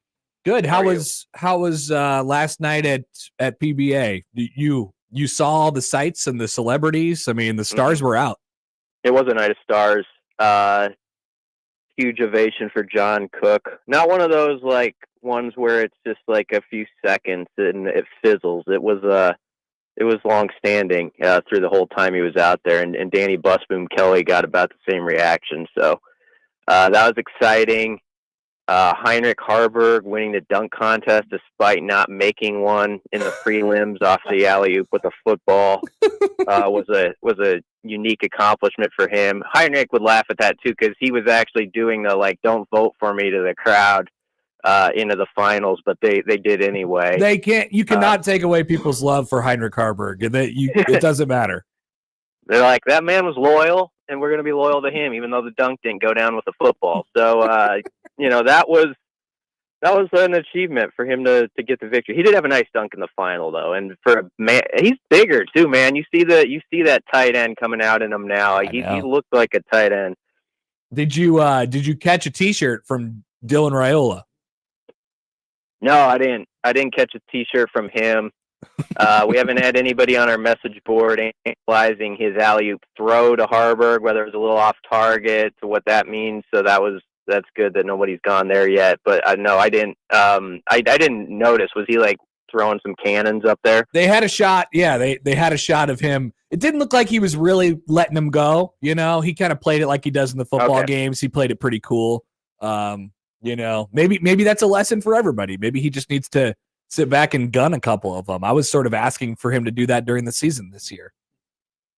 Did they look like they're in target from like the 10 to 19 yard range when he was trying to hit that intermediate game? Looked like some good intermediate throws to me. Yeah. And now keep in mind the targets weren't moving. And that's true. The targets were relatively big, right? Because if you miss by one person, like nobody's gonna kill you on that one. But so it was low stakes, but I thought he got the job done well. Yeah, they do a good job. Kind of, it does always feel at PBA like there's a real Husker family vibe with all the sports. I've always appreciated that, and that definitely came through last night. So, as far as the team is concerned, basketball wise, BC, before we get to some football stuff here, it was. I mean, you could tell by sort of the emotion afterwards that it was. I think they had a long week, and they needed that one badly, regardless of how they got it done. Or whatever, it just felt like winning. Period is a really good start for where they're at right now. Yeah, I mean it's hard when you're in that sort of drought and everyone's kind of saying you stink. I mean that's kind of the message that's out there whenever you're on a skid like that. And I'm sure within their walls that they're preaching the message like, look, 4 of those 6 games were decided by like a fingernail, right? That's like, what I was saying to people this morning. Yeah, and I get that discussion. It's a hard one to have because it's a bottom line. It's always bottom line in sports, and so people aren't going to want to really go too far with that. But yeah, if you had a great last minute at Maryland, even like if you had won that last minute when it was tied on the road there and had a quad 1 road win amid that losing skid. Even that would flip the conversation a lot. But yeah, it was good to just, I feel like they were like right on the edge of that cliff of like, if you lose 1 or 2 more on this streak, it gets really hard to get the thing back at all. And so at least there's the opportunity now as they go on this West Coast trip. That flight out there is going to feel a lot better. They're going to feel like they have an opportunity against an Oregon team that's kind of scuffling right now. I don't know if it's good or bad that Oregon got drilled by 26 last night. Ooh. Sometimes that works the other way, where a team, they might come out with a little something on Sunday because of that. But Oregon, I think, even though they're a quad 1 type of team, they've been if you've kind of followed their games, they've had some interesting, like, close calls against some teams you wouldn't expect and stuff like that. So I think Nebraska can go out there and give them a game, and there should be an added jolt in their step because of last night.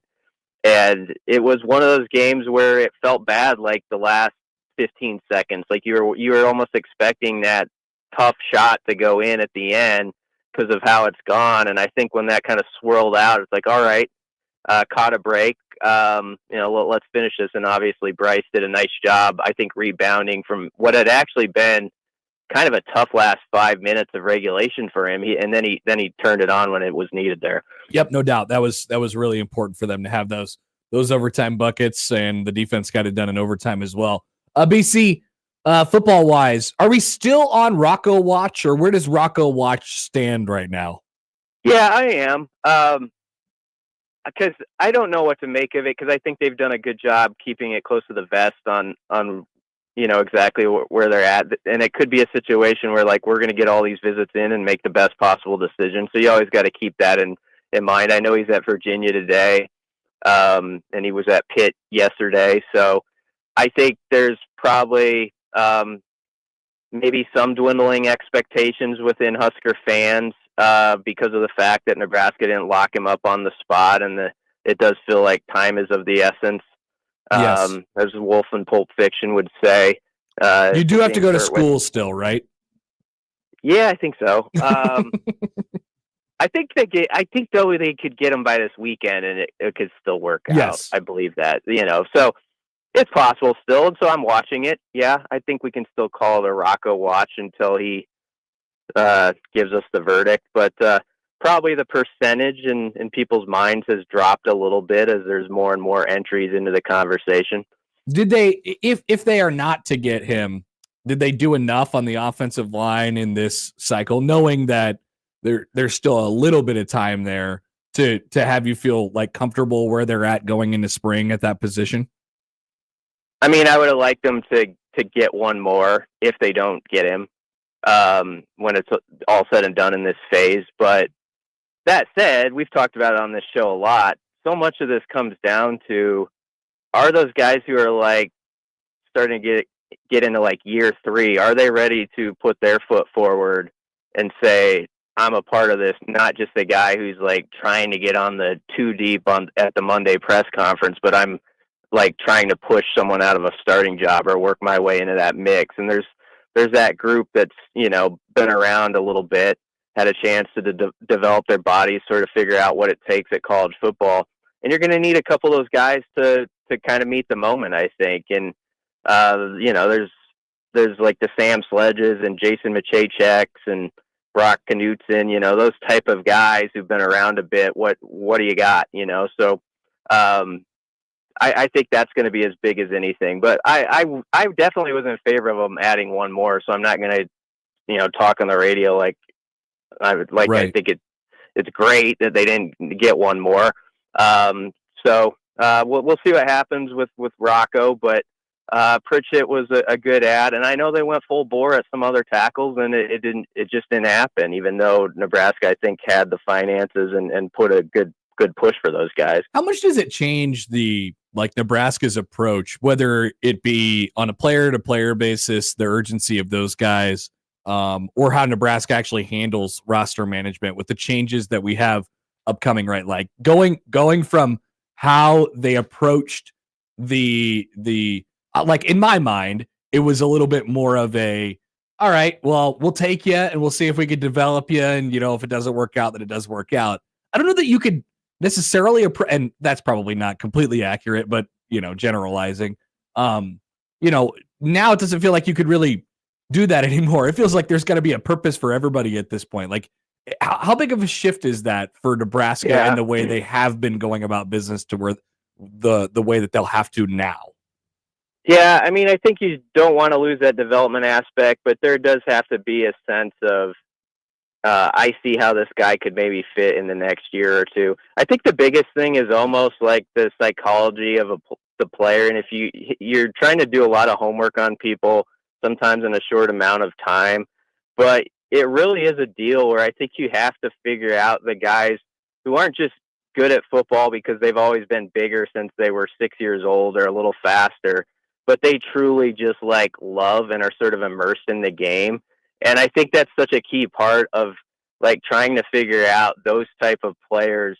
Like when you get them here, do you think they're going to be the type of guy who it's like urgency from day one? Like I'm not just here to fill a spot and collect some money or scholarship or whatever, but this is my life sort of, football's life deal where, they're always going to be in the film room and that kind of guy. And so I think that a big part of it, as everybody has their elbows out for people now, is who's able to sort of figure out the highest percentage of those type of kids.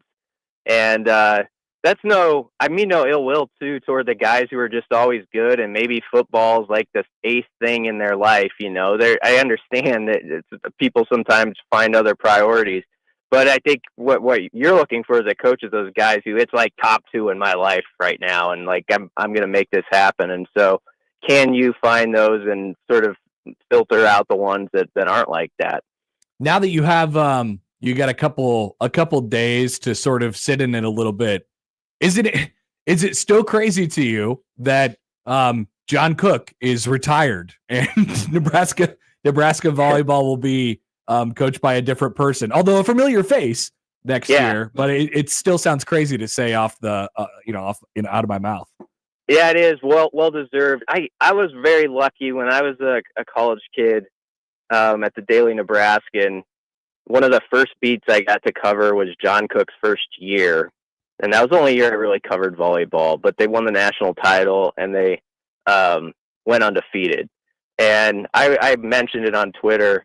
One of the favorite sporting events I ever watched in person was the second round of the NCAA tournament that year at the NU Coliseum. Nebraska was down 2-1, and they were losing the fourth set and like 3 points from losing. And then they scored 6 in a row, and the crowd just kept building noise. And you just saw the love affair that is Husker fans for volleyball.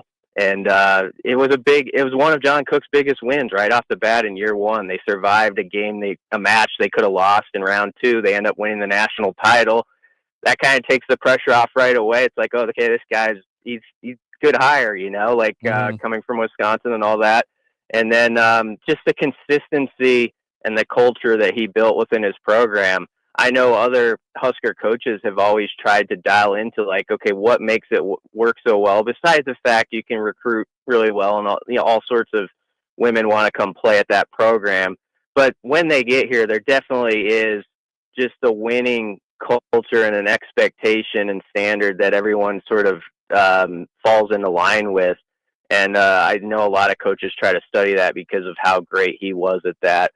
And I think Danny Busman Kelly, we'll see how it goes, of course, but man, that seems like such a seamless hire as far as as good as it can be. It's just an excellent pick. And I got to cover Danny a little bit when she was a player and meet her family back then. And all she's done is win her whole life from high school on. So she was an excellent choice. All right, BC, we'll let you go. Enjoy your weekend. We'll talk to you later. All right, thanks, Connor. Bryan Christopherson, Husker 247. I love this now. We're all really careful about this is going to work type of things now.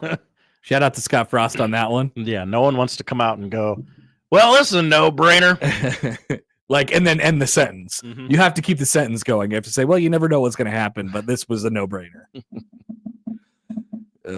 5 years ago, I guess 7 years ago, whatever, more than that. If you would have said that it's a no-brainer, the sentence would have just ended. You wouldn't have had to say, well, you never know. Not anymore. Things are different now, Josh. All right, Josh, we got some odd news? We've got some odd news. Let's do it while I polish off this beautiful bag of popcorn on a Popcorn Friday. Thank you, Miss Cynthia. 1620 The Zone.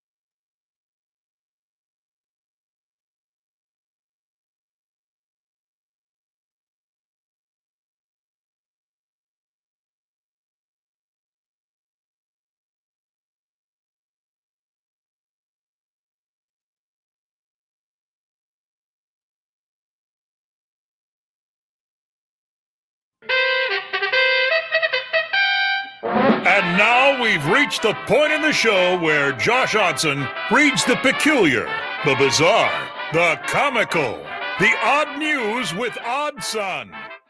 Odd news, Odd Son. See what we did there? The odd news with Oddson.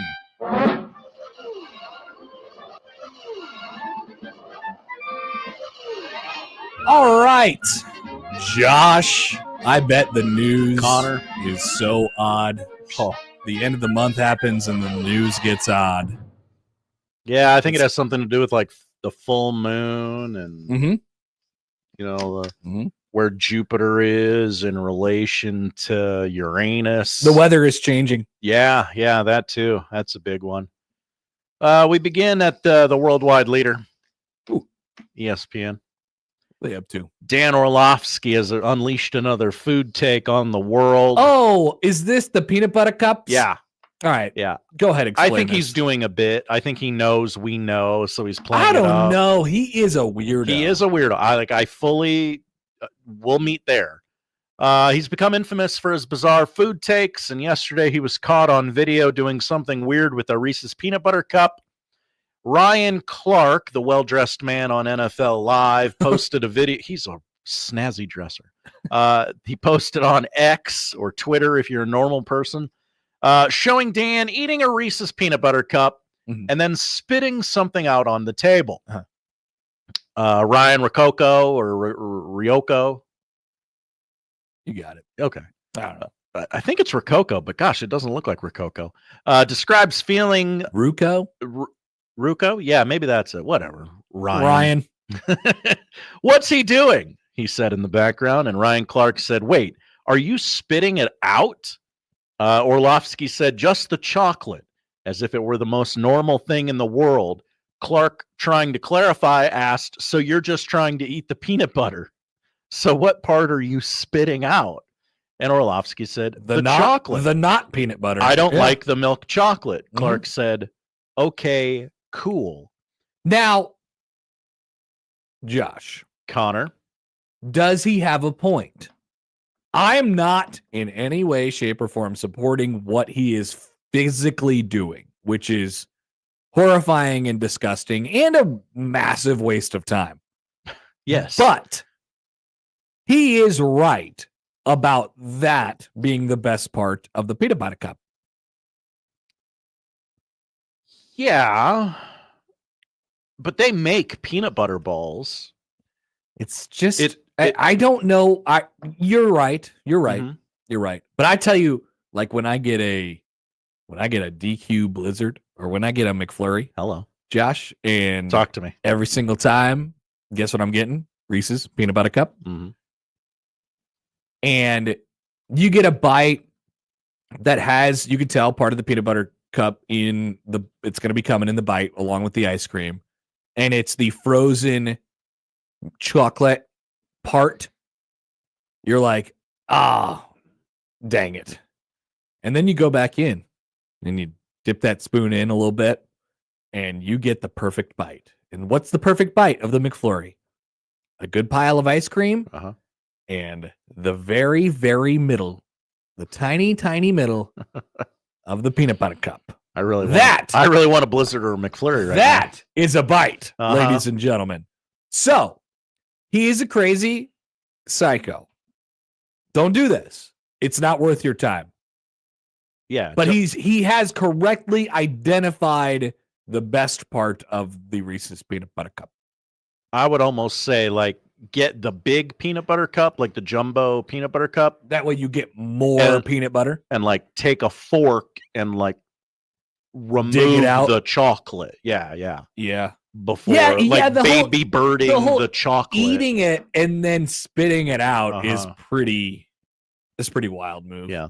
I mean, it's all dumb, but yeah, that particularly. Mike Golick Jr. saw this video on the internet and said, maximum security prison. You should never see sunlight again. We'd like to make fun of people who have had bad food takes every once in a while. We do. Just like the guy had one bad food take and now everything he does is wrong. It's interesting how that works, isn't it?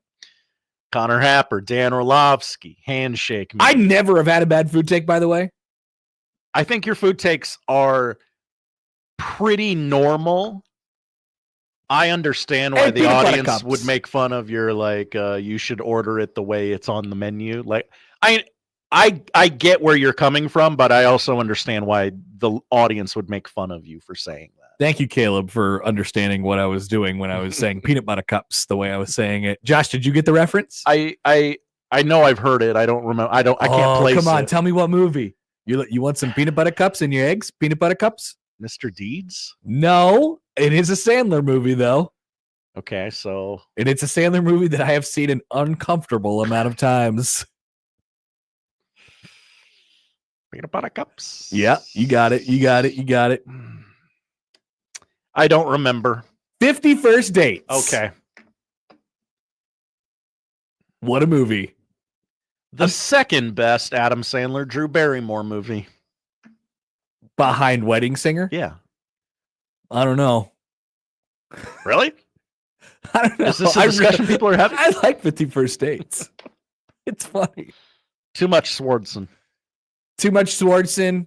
Too much Rob Schneider. Maybe a little. But the whole premise is like Sandler is a ladies' man, and he decides that he's gonna stop being a ladies' man for Drew Barrymore, who has no memory. Or her memory resets every day. What a premise. That was the beginning of that run for Sandler, where it was like, I'm going to go to Hawaii.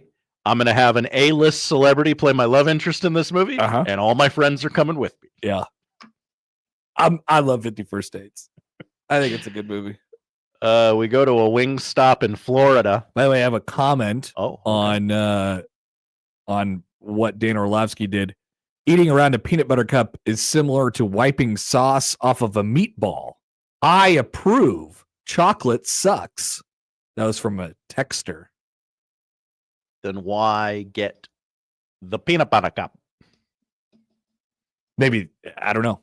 They make peanut butter balls. Skippy, a brand of peanut butter, makes Maybe somebody just flipped peanut one butter at him balls. and they was like, well, if I'm going to eat this, then I got to dig out the peanut butter. I guess. So we're at a wing stop in Florida. Okay. The manager there says that these two patrons, they're being loud and disruptive. Were they or not? I don't know. It's kind of irrelative to the story. The couple gets up, pushes the box of straws off the counter. Oh, no. Making a mess. No. They're trying to start stuff. Police investigate and say that this person is at that point escalated the drama, to which the Wingstop manager doused the couple with one of those the big jug of ranch. Just Some places still know how business is done. If somebody comes into your place and they're acting crazy and they're just doing stuff to try and trigger you, they should not just be simply escorted out. They should be shamed, have ranch poured all over their heads, and then have the cops called on them. I stand with Wingstop. Tough but fair. Tough but fair. You can't come in here and just start messing stuff up just because you're having a bad day. Yeah. Figure it out. A little decorum. They got what they deserve. A little decorum, all Connor Happer's asking That's for. right. This next story is rated PG-13 if you got your kids in the car, okay, everybody? We go to England where, we told you yesterday about the cyber farting charges. Yes. We have another weird British court case. A woman is set to face trial for allegedly threatening someone with a bumper sticker. What did the bumper sticker say? That was my next question. Don't be a see you next Tuesday. Okay. However, did it actually say see you next Tuesday? No, it said the that word. is offensive. The word. That is offensive. Georgia Venables, not related to Brett, I don't think. Brent? I don't think so. 29 years young, of Chester, pleaded not guilty to displaying a threatening or abusive sign representing a cause of harassment. The question here is, are you a knock? Are you a knock? If you see a bumper sticker that says, don't be a see you next Tuesday, are you a knock? Are you knocking on them? Great poll question. Are you a knock? I'm not, because I don't have the time on my hands to do this. like, okay, so you see that bumper sticker. I see you the don't F like word that in bumper public sticker. every day these days. And people's shirts just have the F word on it. Are you genuinely in your head going, wow, that person with the vulgar bumper sticker might cause someone else harm? No. So I need to report this. No. No, absolutely not. It's because you were offended. I'm driving away and 10 seconds later forgetting that bumper sticker or t-shirt exists. Right, but if nobody says anything and they're just allowed to do that, then I don't think that's right either. Well, then I should call the police on every person I run into because they might do harm to someone else eventually. If you saw somebody in their shirt said the F word on it, just that, would you be like, would you try to alert somebody to this and say, hey, I don't think this guy should be wearing this? No. Okay. I mean, I probably wouldn't either. I would agree. But I wouldn't like it very much. I would agree with that take that you probably should not be wearing vulgar shirts in public. Yep. And then you get into profiling and it's like, okay, what does the person look like? Do they look like they have their bleep together or not? Because no. I mean, if they don't look like they have it together, maybe I call the police. I'm not going to call and wait for the police and then. So you are not siding with the knock in this situation? No. You were siding with the person with the C word on their bumper. Yes. Interesting. I guess. Okay, Josh. If those are my two choices. Here for the C word. I'd like to be an absent third party, but you didn't give me that choice. Nope, I did not. All right, thanks, Josh. Thank you, Connor. That is the odd news, and we'll be back with the noon hour on the Connor Happer Show. Blackjack on 1620 The Zone.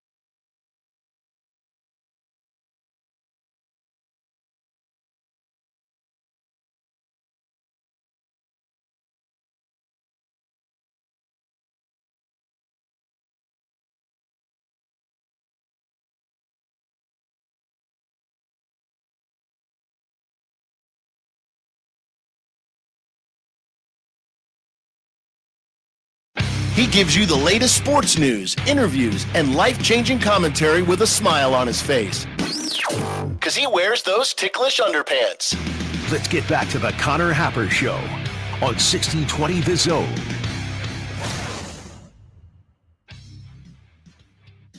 All right, welcome back. It's the noon hour on a Friday of the Connor Happer Show. You're on 1620 The Zone and on 1620thezone.com. John emails in on the Equitable Bank inbox. Hello, John. It doesn't matter what the person looks like. If they have a bumper sticker on their vehicle, they most definitely do not have their bleep together, no matter what the bumper sticker says. Okay. How much do you subscribe to that? Cautiously. Yeah, I just there was definitely a time in my life, like when I first got a car, I was like, I'm gonna put some stickers on this car. I got takes. But Everyone needs to know. it was more in the windows, Okay. and not I there was always something with me that I never felt like putting a bumper sticker on my bumper. Wow, you voted for Dan Quayle. Good for you, man. Yeah, I never had a presidential bumper sticker, campaign bumper sticker. Walter Mondale. Really anything. You know, people always used to put those the stickers that look like bullet holes on their cars. Yeah. That was always a weird thing for me. I never thought that was a great idea. Ooh, your Nissan Sentra Has a bullet 168th hole? and Pacific has bullet holes in it. Or like Wow. one bullet hole. Just one. It was just grazed. Yeah. So I think I'm with John.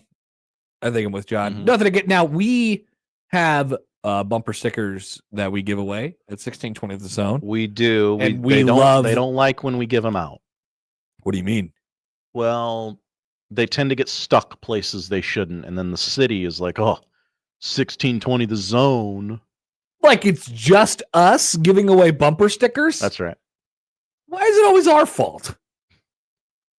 We're just doing what everybody else is doing. You see, we often do normal things, and I people know. just go, We're like, that's these guys. stupid. Yeah. These guys. Within the building, outside of the building. Like play 21 on the radio. Blackjack! Dwayne The Rock Hudson on YouTube. Oh, hello. I have a Husker license plate frame. Should I self-immolate? No, I think license plate covers are good. Okay. I personally wouldn't do it, but it's not a sticker on your car. There's something about a sticker being on your car that just doesn't feel right to me. What about the decals now that they make them very easy to remove? Do they? A lot of them do. You know, there's still some. Do you have a bumper sticker, Josh? No. I've seen magnets. Yeah. Magnets aren't bad. Just trying to find the line. You can do the magnets. But still, I'd like to keep my car as nondescript as possible. So much so that I only prefer to drive black cars. I don't know what you're trying to say with that. I only like black cars. I don't want my car to be a color. Okay. You got a problem? No, I have no problem with black cars. I want to be crystal clear about that. Black or like no, white stands out too much. Black or like silver or like charcoal. You know, it's got to be as neutral, monotone as we could possibly get. If it's matte, no. If it's any color, I'm looking at I was at the dealership the other day getting an oil change. I'm starting to look at these cars, and there's one car in the showroom that's green. I'm like, who wants this? Ooh, give me the green And one. yet I see people driving down the street all the time with ridiculously colored cars. I don't understand it. But that's just a preference that I have. Josh, you have like a gold yellow car, not yellow. Yeah, gold. Gold would You have be like the a correct- gold. You have yeah. like a gold car. Stands out too much for me. Hides dirt fairly well. Yeah, get a car wash. I like washing my car. I do too. I don't like waiting in line or talking to anyone. Don't you love when the car, like a black car, shines? Oh yeah, That is a great thing. Dwayne The Rock Hudson says, in the mountain range of weird Happer takes, this might be Mount Everest. There's no way that this is my weirdest take. I understand people can't listen to the show all the time. There's no way that this is my weirdest take. Dwayne The Rock Hudson, I just want to remind you that a couple Thanksgivings ago, Connor said brown and yellow were the same thing. I'd also like to remind you 39 is 40. Earlier this week, he said, don't you think the bugs in The Lion King looked good enough to eat? Everyone agrees with me on that. 75% of the audience, in fact, did not agree. We got a with bad you. sample. We got a bad sample. That's all. Jeff writes in. Hi, Jeff. No pair of truck nuts on your car? Hap? No, I don't have a hitch. Oh, okay. But no, I also think a hitch stands out too much. Don't have a hitch. Don't use your car for labor. You better chrome that thing up too. Don't let it rust. There was a time, Josh, as you remember, maybe some of our young people don't know. There was a time where the coolest thing ever was to have rims. Remember rims? I do. Remember when rims were 20 whatever inches and they would put spinners on the rims so that way when your car stopped moving, the hubcap would continue to spin. It looked kind of weird. It looked kind of cool. I think you get the factory wheel, and that's what you get. No modifications. Just like your food. At least you're consistent. I'm a no modifications guy. That's exactly right. My mind is working just like hymns, that is. The rims, that is. Nice. Brett, Minnesota, writes in. Hi, Brett. What about hitch covers? Yeah, you can cover it now. Yeah, but what are you gonna do? Put like a sports team on there? You know? What if you got a Jeep and you got a spare wheel on the back? What are you gonna put on there? The correct answer is nothing. Do not tell people that you're a Creighton fan or a Nebraska fan or a fan of the Minnesota Vikings. Just have a wheel. Have it say Jeep. I want people to know that I like the movie Jurassic Park, though. You're the guy driving around a car with a Jurassic Park wheel cover, Josh? I'm not, but okay.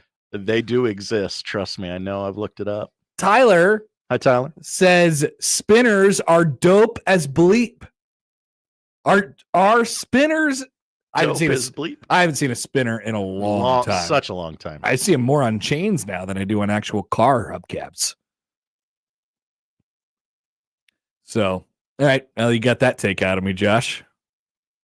Do we get any polls out of that? Remember rims, and I just posted, are spinners dope as bleep, parenthetically. Mm-hmm. I'll post that screenshot. Yes or no. El Scorcho writes in, notably, hello, El Scorcho, to Twitter, the Lion King bug take is spot on. Spot on, Josh. What does that mean? It means that you and El Scorcho are in the 25% of the audience. I keep hearing from people that are in the 25%, Josh. It's weird how that works. I've heard from no people in the 75%.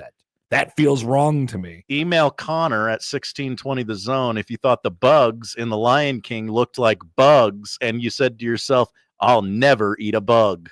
No. That's the beauty of the movie, Josh. You transport yourself into the movie. It's like you're a lion yourself. And those bugs looked awesome. They looked appetizing. Anyway, welcome back to the show, everybody. Steve Sipple is going to join us in a little while. I have some charts. I have some graphs for you. Oh, some visual aids? Visual aids. That's exactly right. So let me pull it up on the screen here. How about this? What is that? College football's best run games. Uh-huh. What's the x-axis? Yards before contact per attempt? Well, which one's X and which one's Y? I don't know. Yeah, I always get this wrong too. X is maybe vertical and Y is horizontal. Anyway, there's two axes. Which is the axis of evil? yards after contact per attempt. The horizontal axis is usually called the x-axis. The vertical axis is the y-axis. Wrong again by me. You were correct. Thank you. So the x-axis, yards before contact per attempt. The y, the vertical axis, yards after contact per attempt. Okay. This aims to answer the age-old question of which was worse, the offensive line or the running backs? Okay. Right? Remember, Josh? Uh-huh. We do this all the time. I have my criticisms about Nebraska's running backs, and then people will call into the show and they'll say, Connor. Blackjack, they'll say, Connor. How could the running backs be expected to run? They have the worst offensive line of all time. Or if you're John, you'll write something in about Turner Corcoran being on the offensive line. John hates Turner Corcoran. We all do. Email her, John.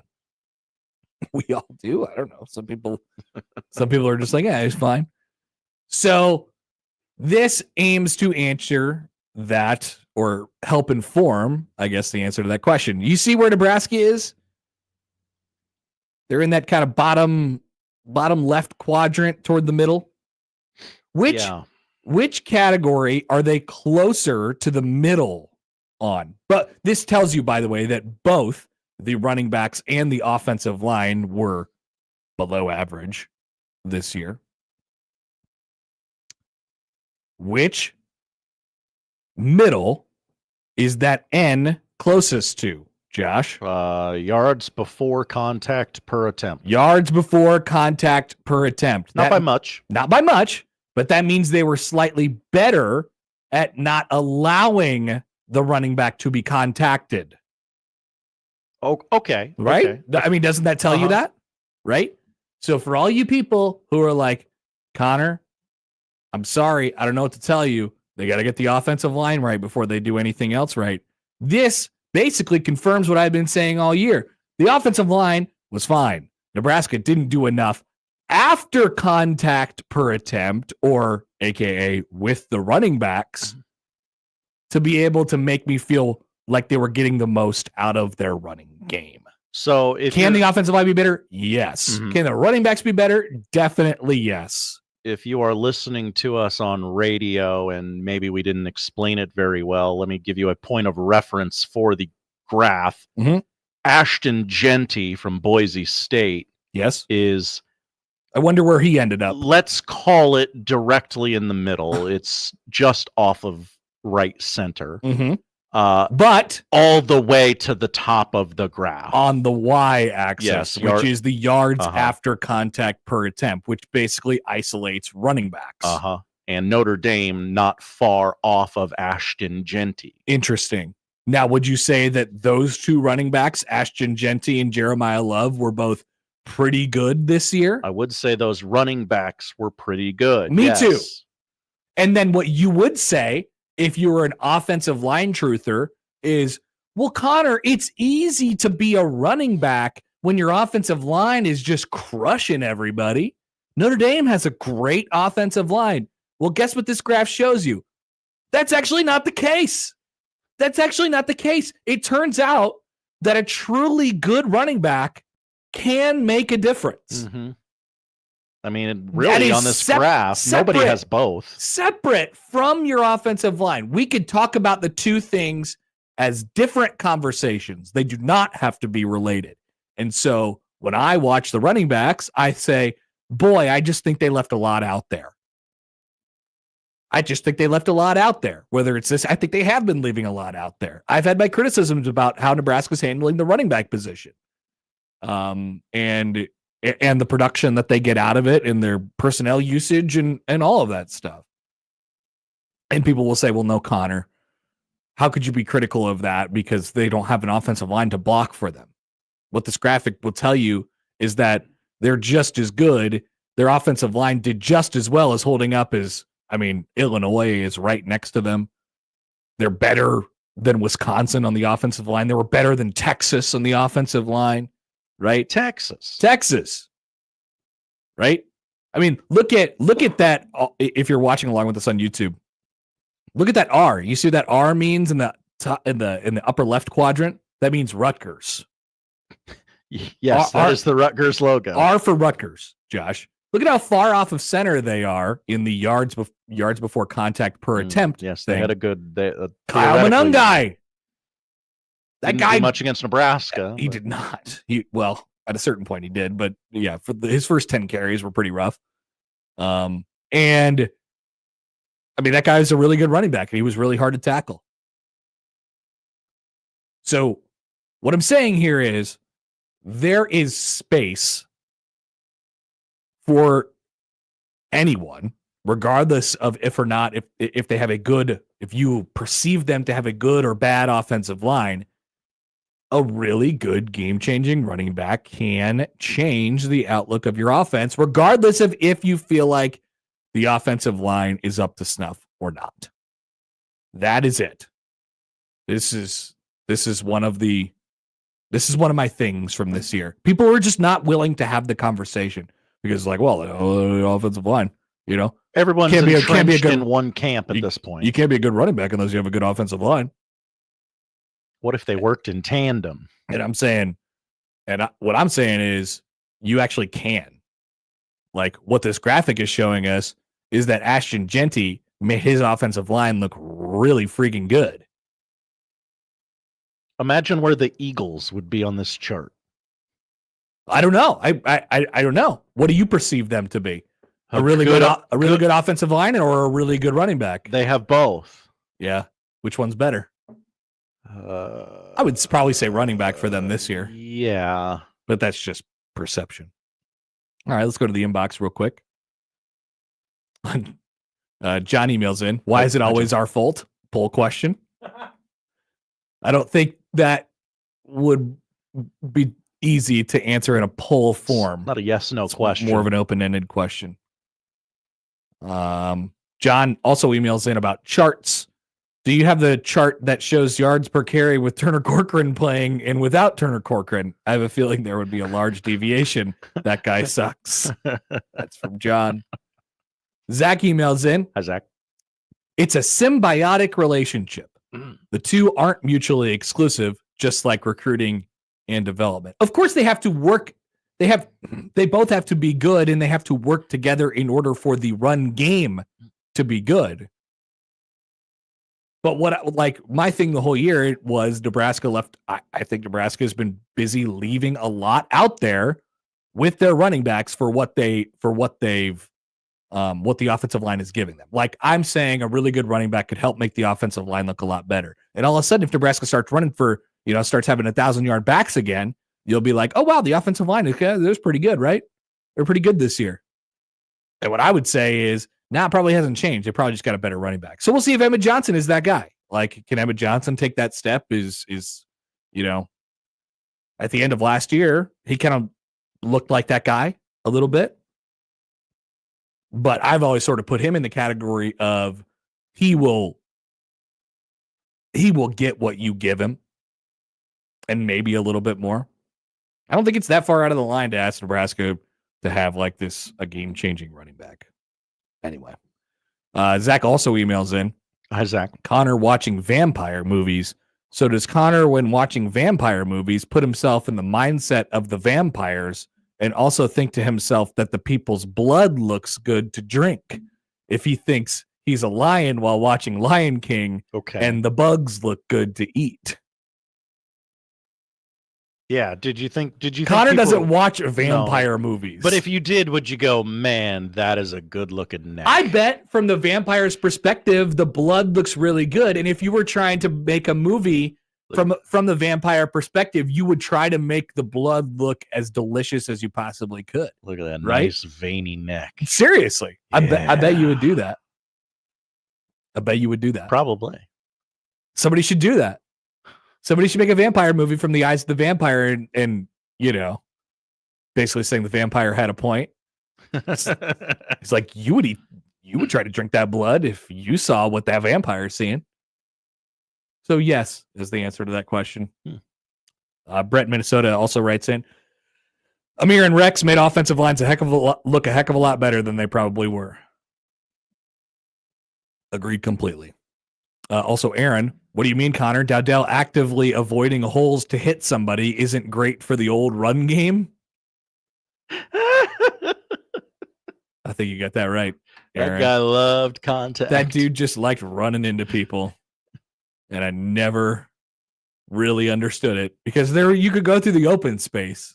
Preferred that you go through the open space, right actually. there. You've practiced it. It's like, nah, let me try and hit this guy. You'll get hit like it worked on the out. Other side of that hole. It's fine. I guess it kind of worked out when he broke Shiloh Sanders' arm. That was pretty cool. I mean, that was the best instance of him running directly at somebody this entire year. And then I guess there was the other one. Now I think it was him, right? Where where Travis Hunter had a chance to tackle him on the goal line and he just didn't. He made a business decision. Yeah. That was a good one too. I'm good. There's a couple good ones in those games. Let's see. Greg in Myrtle Beach.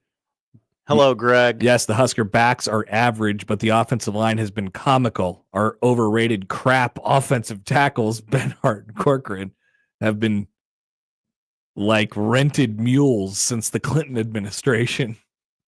It's a long time, Greg. They have been around a long time. Just buy the mule. Don't rent it. They've been around for a long time. And I mean, if you're going on 30 years of renting mules, just own. Just own. Well, there is rent to own, I guess. Yeah. Rent to own mule. I think in this case, in the case of Turner Corcoran and Bryce Benhart, there won't be any owning. It's a rent situation. There is an eligibility clock, believe it or not, on both of those guys. Bryce Benhart's time is over. You're sure? I am sure about that. Turner Corcoran's time is apparently not over. Okay. So there's that part of it too. All right. Jesse writes in, I would love to have a beer with Greg in Myrtle Beach. Let's all go. We'll do one of those, like, they do the show on the road in Myrtle Beach? Yeah, but they do like the Viking cruises, like, hey, come with me and cruise the Blue Danube on a Viking cruise. I heard they got some nice golf out there. And yeah, we could do Let's one of go play those. Golf. Hey, come with me. Let's Josh go golfing, as DJ Khaled would say. Golfing. Let's go golfing. Let's go golfing. Myrtle Beach. All right, we're back with Steve Sipple on the other side. Oh, by the way, before we go, I was going to mention this at the top of the hour. A hearty happy birthday to Matt Rule. Matt Rule? Matt Rule. Wow. We are not going to do the topic today. What would you get Matt Rule for his birthday? I get a Rocco Spindler, the offensive tackle or the offensive guard from Notre Dame. No, we'll just say happy birthday.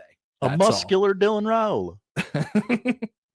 Back with Sipple next on 1620 The Zone.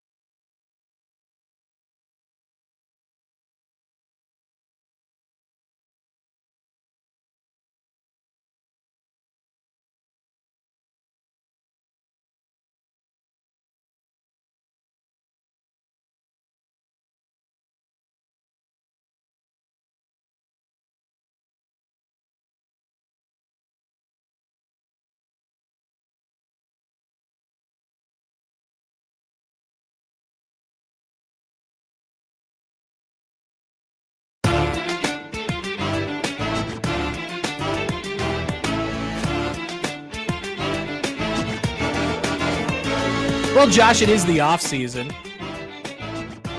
And that means we get to talk about things that aren't football, but things that are related to football and have effects on football. Okay. Conference realignment, NIL, rev sharing, the playoff, money, things like that. This is all we talk about for the next 8 months. What if an O-line didn't like their quarterback making so much NIL and just let a defender through and sacked the quarterback? Great question. Great question. Many people were asking that question. But no, the topic today is a little buzzword called private equity. A little place called Aspen. California. Beautiful. Big Ten courts private equity investment and retains Evercore. This is from our friends from Sportico. You know, if you're not subscribed to Sportico, you only get one free article a month. Well, a new month starts tomorrow, right? Yeah. Luckily, I haven't clicked on a Sportico article this month on this browser. Okay. So we're good. Yeah. So we're good. So I was able to open this. The Big Ten Conference is taking preliminary bids from private equity firms, despite past comments from Commissioner Pitino questioning the upside of involving institutional capital in college sports. According to multiple people familiar with the situation, the conference previously retained investment bank Evercore, which solicited a first round of indicative offers from private investment firms this week, just before a key deadline in House versus NCAA antitrust lawsuit that could fundamentally change the economics of collegiate athletics. Did you understand what I said? Not really. If we're being honest with each other, this is a safe space, right? The Big Ten previously said, I don't think that we need extra money to give away pieces of the pie ownership stake in our league. In fact, I have the quote from Pitino before. Remember Project Rudy? Yes, actually, I do. That was a thing that was discussed during the summer. Well, Pitino shut that down afterwards by saying, quote, I haven't seen anything in any of these plans that we couldn't do ourselves alongside our Power 4 colleagues. Ultimately, there's a strong commitment that we can achieve all of this on our own. And basically what he's talking about is reaching the financial place you want to and need to reach without taking in this extra influx of cash from private equity firms. Now, here in late January of 2025, it seems as if Mr. Pitino has changed his mind. He's flip-flopped. A Big Ten spokesperson told Sportico to better support its 18 member institutions, the conference is evaluating potential strategic partnerships in order to enhance the conference's event, sponsorship, and other ancillary business endeavors. A representative from Evercore, the bank, I guess, in charge of this, did not respond to comment. As a revenue leader among college conferences, the Big Ten posted $880 million in earnings for fiscal year 2023. In July of 2023, the conference commenced a $7 billion 7-year multimedia rights deal with Fox, CBS, and NBC. And of course, in August of 2024, the league officially welcomed its Pac-12 brethren in. Discussions about private equity in college sports initially started at the school level, with Florida State leading the charge. In 2022, the university began talks with public equity giant Sixth Street and later Arctos Partners. I want to make a hedge fund one day, Josh, and what would you call it? Name it something. Okay. Yeah. Some word that doesn't currently exist, but that sounds like a word. EdgeCom. Yeah, that's so good. That is so good. I would call it EdgeCom for sure.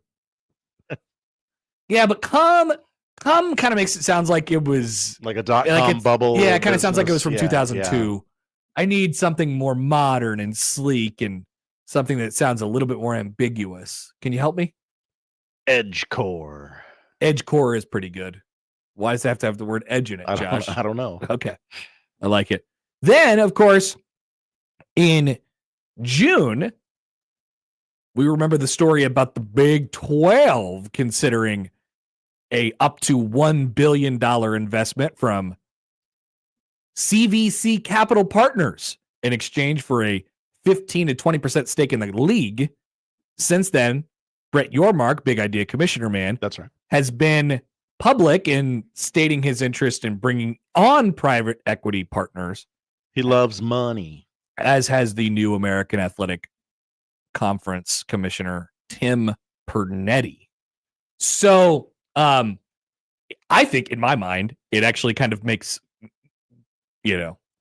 as if you forget about the ethics of it, if you forget about the morals of it or whatever, business ethics for conferences like the Big 12 and the AAC, doesn't it make sense to take money from private equity? Like, definitely, right? If you're saying, hey, we'll sell you a chunk of our conference and you can have stake in it, and obviously, there's perks that come with that, like, whatever you need, you own a part of us. We'll name it the EdgeCom Western Division. Yeah, whatever you want to do.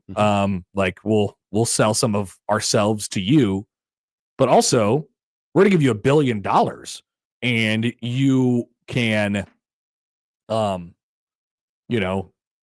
you then, as the league, you can pay out more money to each of your schools and thus make them more competitive in the recruiting game, in the NIL game, it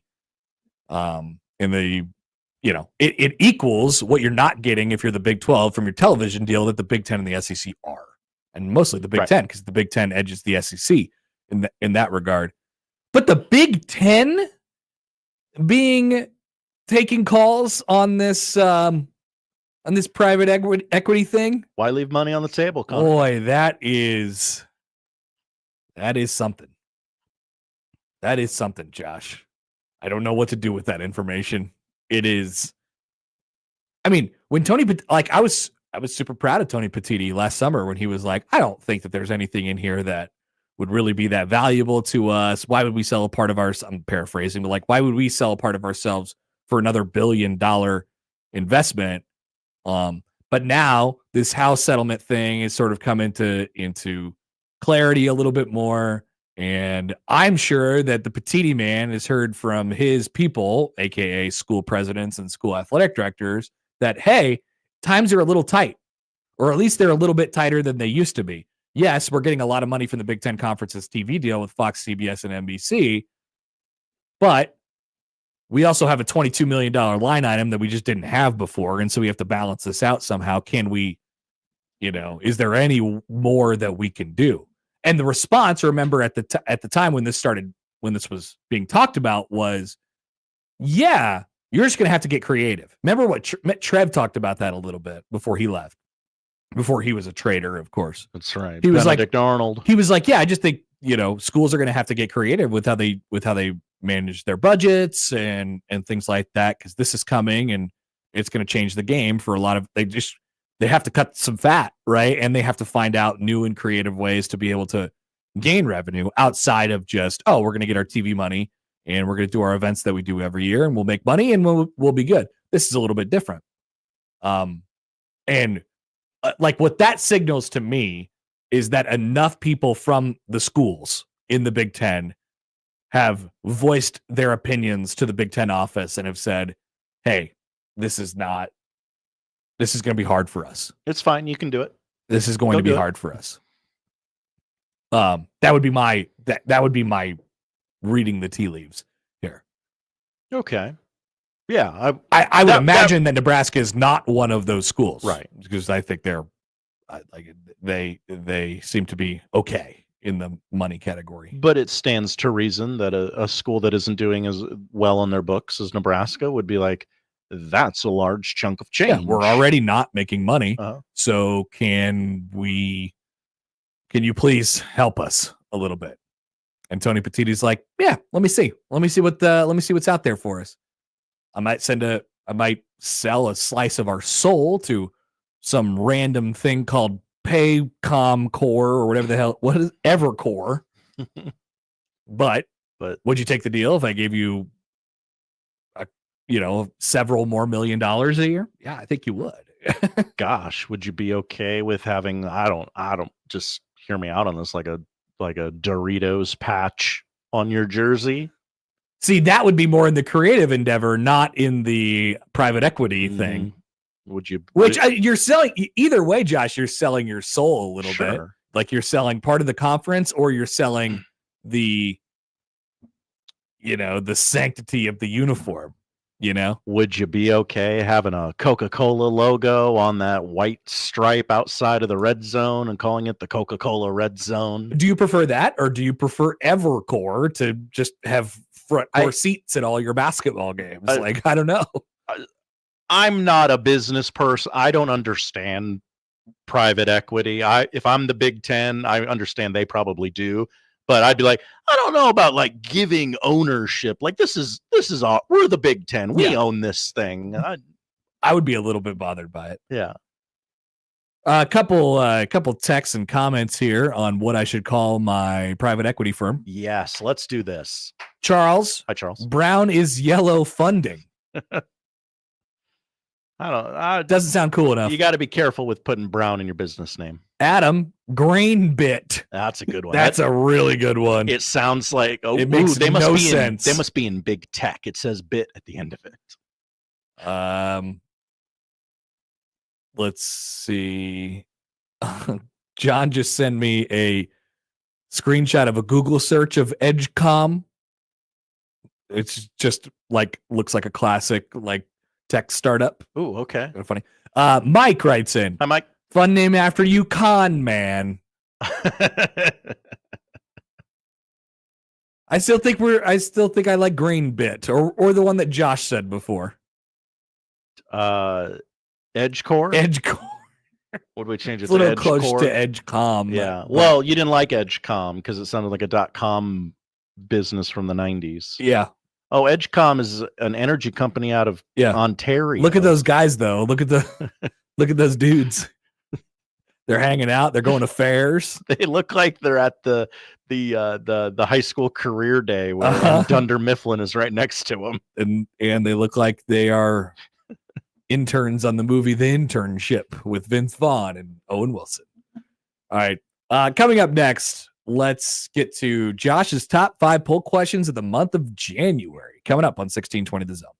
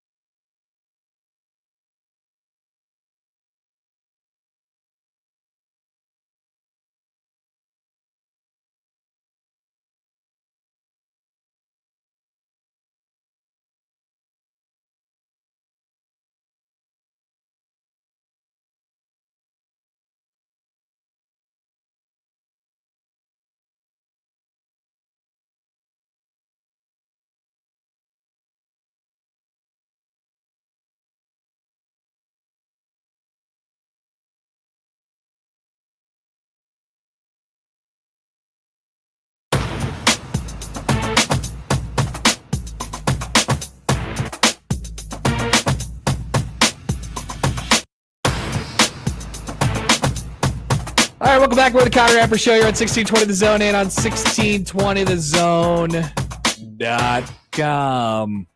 By the way, we got a text earlier that says from the 402, without Googling, please have Connor explain what private equity firm is and does. Oh.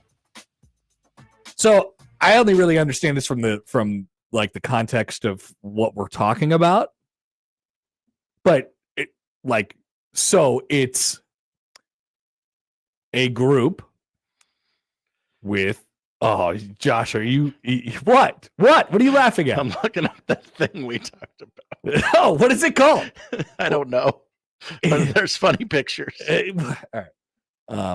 It's a group that basically buys other companies or parts of other companies, attempting to sell it and make more money. Have money and then buy companies and then make more money off of companies. So they would have to get a return on their investment from the Big Ten if they were buying part of the Big Ten. Would that work? Is that correct? That's how I understand it, at least from this context. I hope I'm right. That's all. I think you're close enough, right? I don't know. I don't know. I think maybe that was just a test. By the way, I've just received an urgent text message. Urgent? What is an urgent text message? How does it indicate itself as being urgent? Well, I saw it and it was important to me. Okay. You know, today's Matt Rule's birthday. That's right. Today is also Justin Timberlake's birthday. Hello. Happy birthday, Justin and Matt. I assume both will be celebrating at the Omaha Supernovas game tonight. What? Uber home. I know one of them will. Oh, nice. What? Yeah, Josh. It was one time, okay? It's going to ruin the tour. Who doesn't drive drunk in the Hamptons sometimes? We've all been there. All right. Josh, I can't wait to find out what our top 5 poll questions from this past month are. We had a month, didn't we? I hope so. Most voted on poll question of the month was actually a tie, believe it or not. Some superlatives before we get into the proper top Please. Blackjack. Blackjack. How many of our listeners own Lamborghinis?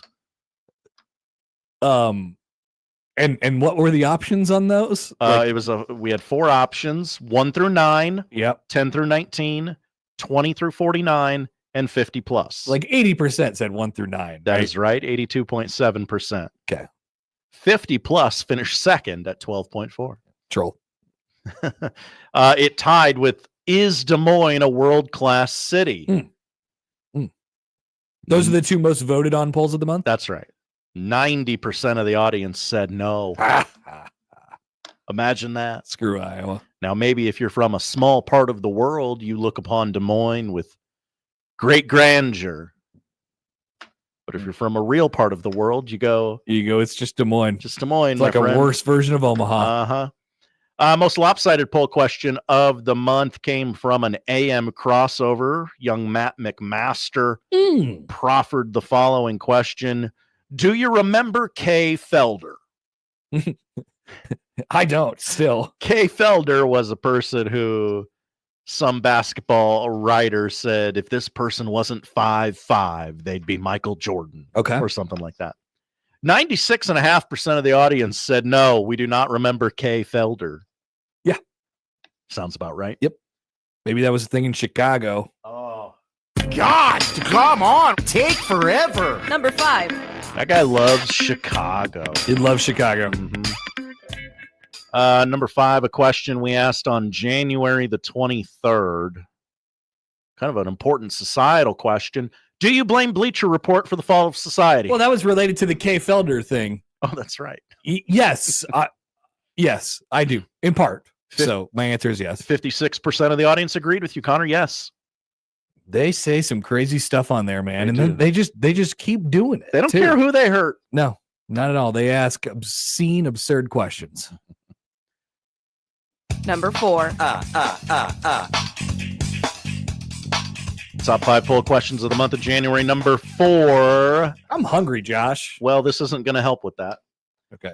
Are powder blues the Buffalo Chicken of baseball uniforms? Oh, that's That's interesting to this day. Yeah, I forgot we asked that and scrolled upon it and said, okay, there's something there. So the idea is that they are good generally, but the market is oversaturated with them. Yes. Thus leading to my general distaste of them, which is definitely, most certainly what has happened with buffalo chicken.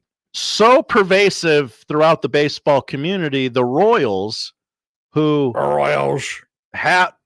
they have a powder blue uniform. That's one of their colors in their color scheme. They chose not to use it last year, right? I don't think they wore them. Right. Maybe once, but yeah, I don't think they wore them. 62% of the audience said yes. Nice. Those guys get it. They do. That's surprising, actually. Our audience can handle complex poll questions. Or maybe people just saw that and they were like, whoa, what are you talking about? I got to click one of these. 3. Combination of 3 and 5. Number 3. Connor, I don't think you were here for this one, or you had just gotten back from your trip to Chicago. Am I saying that right? Wow. Chicago? I am. Wow. A top 5 poll question that wasn't proffered by me? I don't know. I feel inadequate. Well, be better. What would you rather have? A car wash or a Little Caesars pizza? I did not proffer that poll question. What would I rather have? A Little Caesars pizza or a car wash? Like right now, functionally today, my car is a little dirty, but I just said to you, I am hungry. Oh, yeah, sure. Okay. A little hot and ready action? No, I'd like a free car wash. Okay. I can wait. Like if you're asking me right now, somebody would like, if I said car wash and then all of a sudden somebody came up and started washing my car in the parking lot, that would make me feel really good. Could you detail the inside too? I got crumbs. I got so much crumbs right now. Oh, wait till your child starts throwing Cheerios everywhere. Yeah. I started I like to keep my car pretty clean. But it's been a while since I've wiped it out and vacuumed it out on the inside. Maybe that's a job for today. I hate the feeling. I hate the feeling of it being dirty. I hate the feeling of there being trash everywhere. Sure. It makes me feel cluttered in my life. Don't want that. But as far as like a business, would you want a Little Caesars or like to own a Little Caesars or a car wash? Is that what you were asking? No, I believe here the situation was Matt McMaster had, I believe it was a $9 off coupon at a car wash. Oh, wow. And we said $9. That's like not a going to whole get car you. wash. That's not going to get you a car wash. That's going to get you get like a Little Caesars pizza. It'll get you like 80% off of a car wash, right? Yeah. So we were kind of debating like, okay, what would you rather have right now? Okay. All right. Minus car wash. All right. Top 5 poll questions of the month of January. Number 2. Here comes 2. Number 2. On January 23rd, we ask the rather risque question. Uh-oh. Are we the horny show? In this instance, yes. This one instance. Exception that proves the rule, if you ask me. Are kids into feet stuff now? Sadly, they are. Hotly contested poll question. Really? 51.5% of the audience said yes, kids are into feet stuff. That is correct. All that matters is yes or no. Which one won? And the right side won that time. We don't judge. We don't kink shame, but I usually do. Asking a lot of questions of the audience right now. Number 1. Poll question of the year so far. Make it so, number 1. Number 1. Now you are logging these for 2025, yes? Can you save the sheet that you have obviously printed out and are reading from? Yeah. Can you put it in a folder somewhere? I can. And then my 5-star notebook. Yeah, and then we will go back to all of these at the end of the year, and we can have a poll question tournament. I just came up with that content. If you're listening to this in the month of December, Merry Christmas, Happy New Year to you and yours. Hope you had a great year. Are we gonna play this back? And we did last year. Wow. We got to do some better stuff, Josh. Okay, what's the number 1 poll question? You see, I got a promotion in 2024. I didn't have time to log. I was busy. I was busy. telling you when to do big red overreactions and whatnot. When watching The Lion King, did you want to eat the bugs that Timon and Pumbaa got out of that big log? And we don't even need to talk about the results. We do, though. 74.3% of the audience said no. Why would you ask if I wanted to eat cartoon bugs? You guys just don't watch Lion King correctly. Poll question, did you watch Lion King correctly? You guys obviously don't, so I don't even think we need to ask the poll question. Sad. Josh, thank you. Thank you, Connor. Those are our top poll questions of the month of January. We will save it. We'll put it in a little folder, and we'll have a top 5 poll question off at the end of the year. Ooh. 60 polls. Wow, yeah. Does that sound good to you? Maybe like a couple wild cards to make it a 64 all bracket. it takes is just to put the piece of paper somewhere that will be saved. Put it in one of my drawers to my desk. I don't go in there very often. Do it. Do it. All right. 1 o'clock hour is coming up. We'll talk about the Jays who head to Philadelphia. We're still on Rocco watch. And, of course, Rick Pitino doing yet another message for Kentucky basketball fans. Coming up on 1620 The Zone.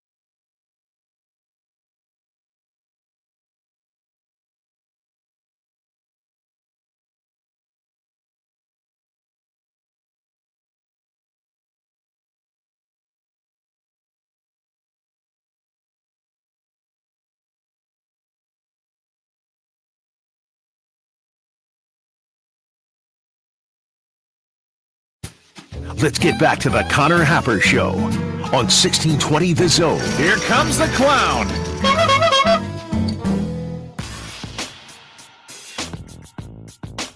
Welcome back. Connor Happer Show is 1620 The Zone and on 1620thezone.com. Happy Friday, everybody. My watch says it's 47 degrees outside. 47 degrees. It's going to be nice this weekend. We got a nice one ahead of us. Have you got your grill out? Or have you used it? Have you taken the cover off of it? No. I might do that. This weekend at some point. Why not? Josh, tell me some more birthdays that are shared with Matt Rule. You want some more birthdays from today? Yes. Justin Timberlake. JT, my guy. Jackie Robinson. Jackie Robinson. Big Ten legend, Jackie Robinson. That's right. Something called a Brooke Monk is number one. Brooke Monk? She looks like she's professionally pretty. Oh, she's on TikTok. Okay. Kerry Washington. Kerry Washington. Nice. Mm-hmm. Let's see. Scrolling. You had some more before. Portia de Rossi. Portia de Rossi from Arrested Development. Yeah. Yes, that's where she's from. What else is she from? Ellen's Arm. Well, she's Ellen's girlfriend. They walk or wife or arm whatever. in arm as couples do is what I meant by that. They are together. I knew that. Commenter. She is more famous for being on Arrested Development than being Ellen's significant other. I mean, she was also on like The Sopranos. She was? Yeah. Like significantly? Or did she just make an appearance? Yeah, I would say significantly. I feel like the most culturally significant she ever has been is when she was Lindsay Bluth on Arrested Development. Prove me wrong. You know, that is her number one known for on IMDb. That's right, Josh. I know pop culture. Also, Scream 2. I think I just got her and Drea De Matteo confused. Wow. How dare you? That's probably a racism. Okay. Nolan Ryan. I bet he could still rip at 92. He'll try. PFT commenter. How old is Nolan? 78 years young. I would have thought he was almost 80 by now. I mean, I guess he is almost 80. I would have thought he was 80 by now. PFT? Yeah. PFT is... Go Commanders. PFT's got to be 36. He is 40. Whoa! And all the children still listen to him. That's right. Maybe they won't now that he's 40. Yeah, how long will he continue to have the ear of the children? How long will he continue with that hair? Yeah, a long time, I think. Is that it? Those are our birthdays? Yeah, that's what the weirdo website that we go to. Okay. Mini Driver. Mini Driver? Uh-huh. Is that a person or a thing? That's a person. Okay. She was in It's like a miniature driver. Drunk Uncle is 48 today.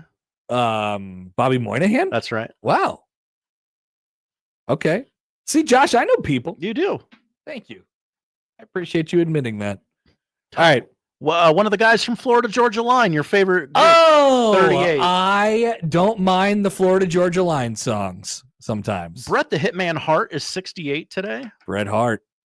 The only wrestler to ever be on The Simpsons. No kidding. Oh, yeah, Josh, do you want to give us a little preview of whatever's happening in wrestling this weekend? The Royal Rumble? Yes, please. Oh. Help us out. Indianapolis, the Big Oil Drum hosts the Royal Rumble this year, where our own Peter Krenzer is on site. Whoa, really? The Peter man? He had the cocktail sauce last night. Oh, it's his first trip to Indy. Oh, so St. Elmo's. Wait. He's a Colts guy. He is a Colts guy. And he has never been to a Colts game? Well, I don't know if I'm in Indianapolis. It is tradition to get St. Elmo's, or I've never been to Indianapolis, so I have to go to St. Elmo's. You don't. Well, that's, I guess, true. I would assume that it's his first time in Indy if he's going to St. And he was blown away by the cocktail sauce. Yeah. Because you're not blown away by the cocktail sauce the second time. Right. He posted a photo of his steak last night. So maybe first time. And he had to wait until he was out of the restaurant to post it because ain't no service in that. Oh, okay. Unless he was not eating in the basement.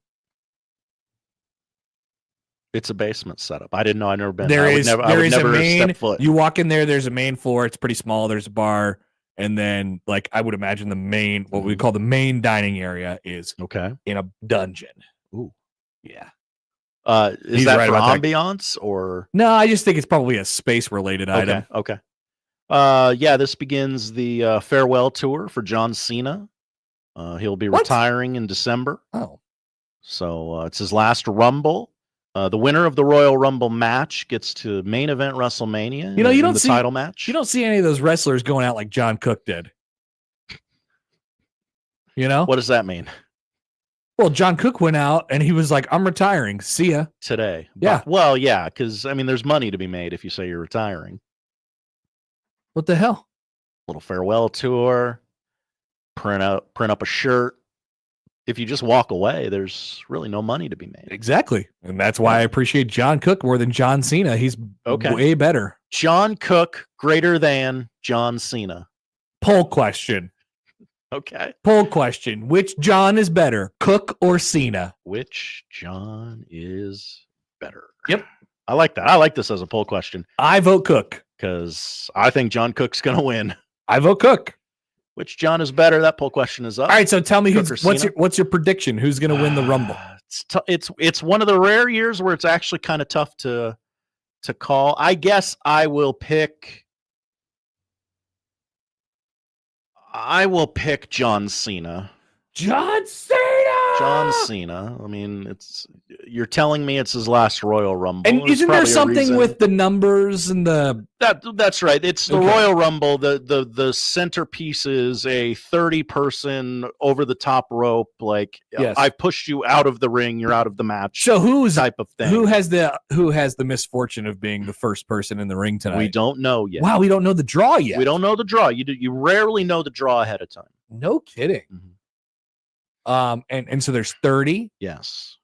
30 participants. Now, a men's version and a women's version. Have wrestling, scripted or whatever. So like, do they? Whoa, it is.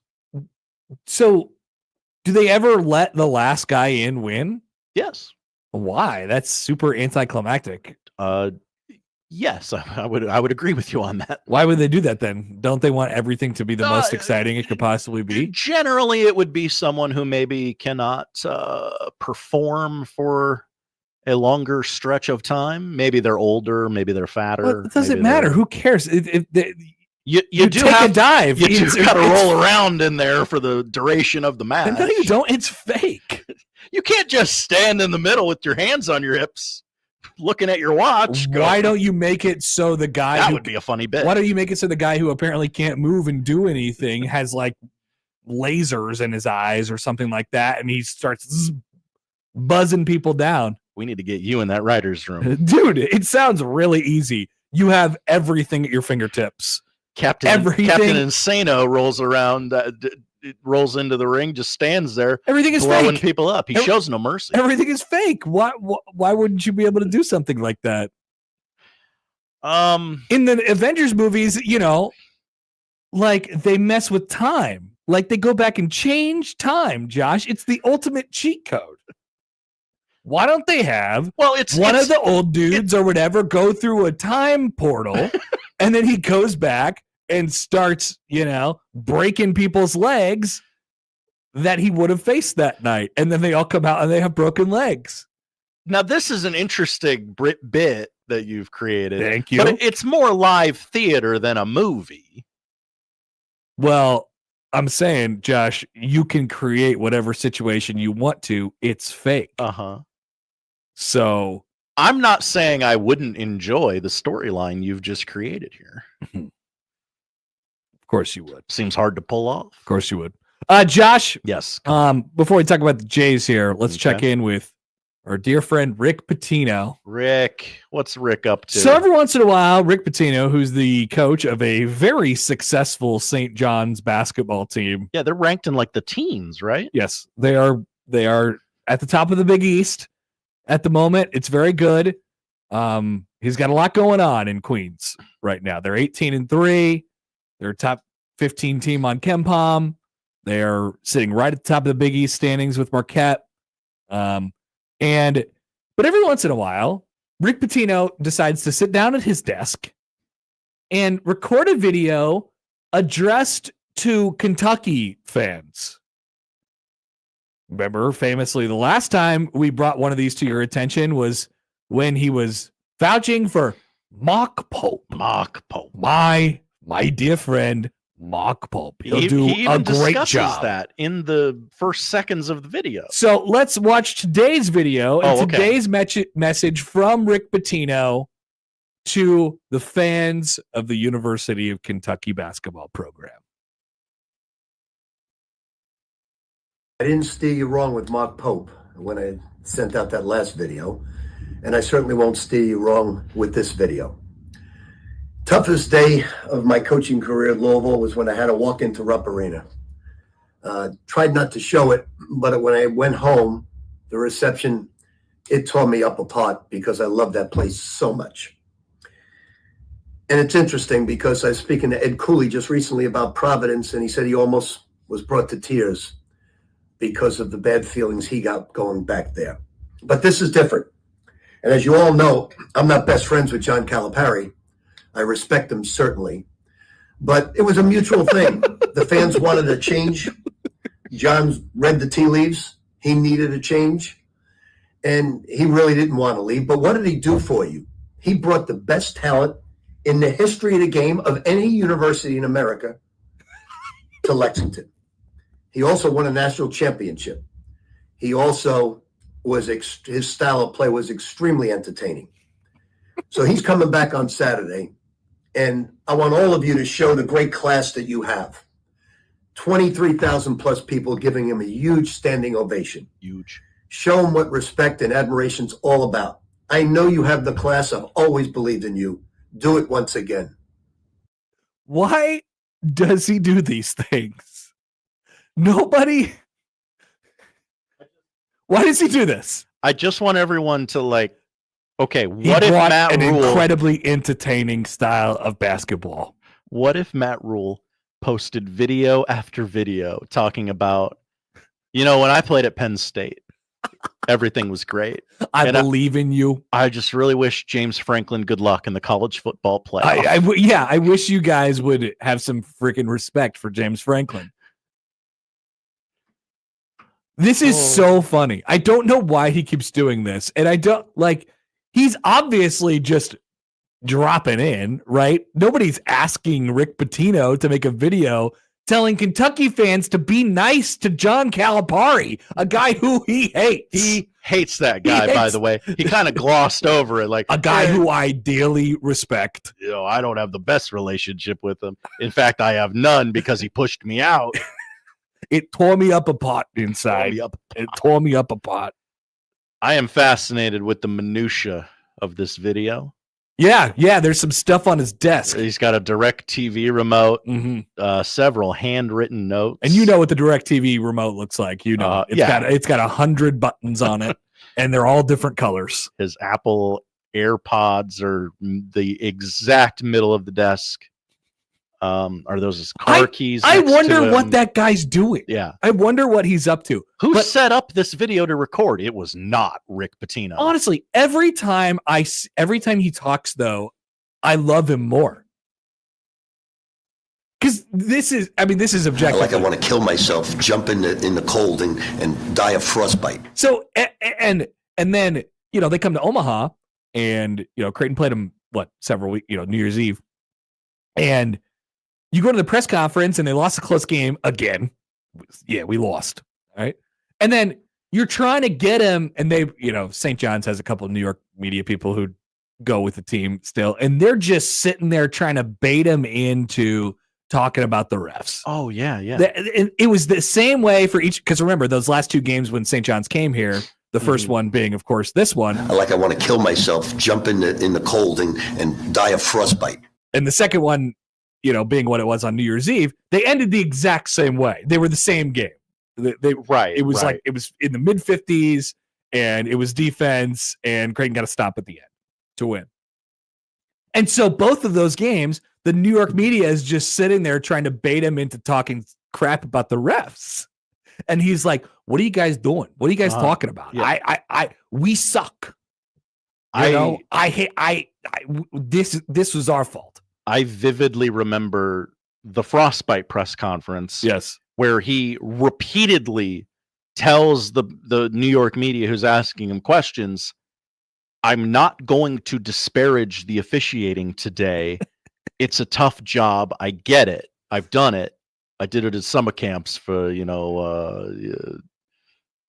an old name of a basketball player escapes me right now, or that joke would have been better. Yeah. But I'm not going to give you the thing you're looking for. We can stop running circles around each other now. Like I want to kill myself, jump in the cold and die of frostbite. So funny. I know you think because I said I want to die of frostbite 30 seconds ago that I'm teetering on the edge. You think I'm fired up right now, and but maybe trust your me. question will knock me off kilter. It's not going to. I'm not going to disparage the officiating today.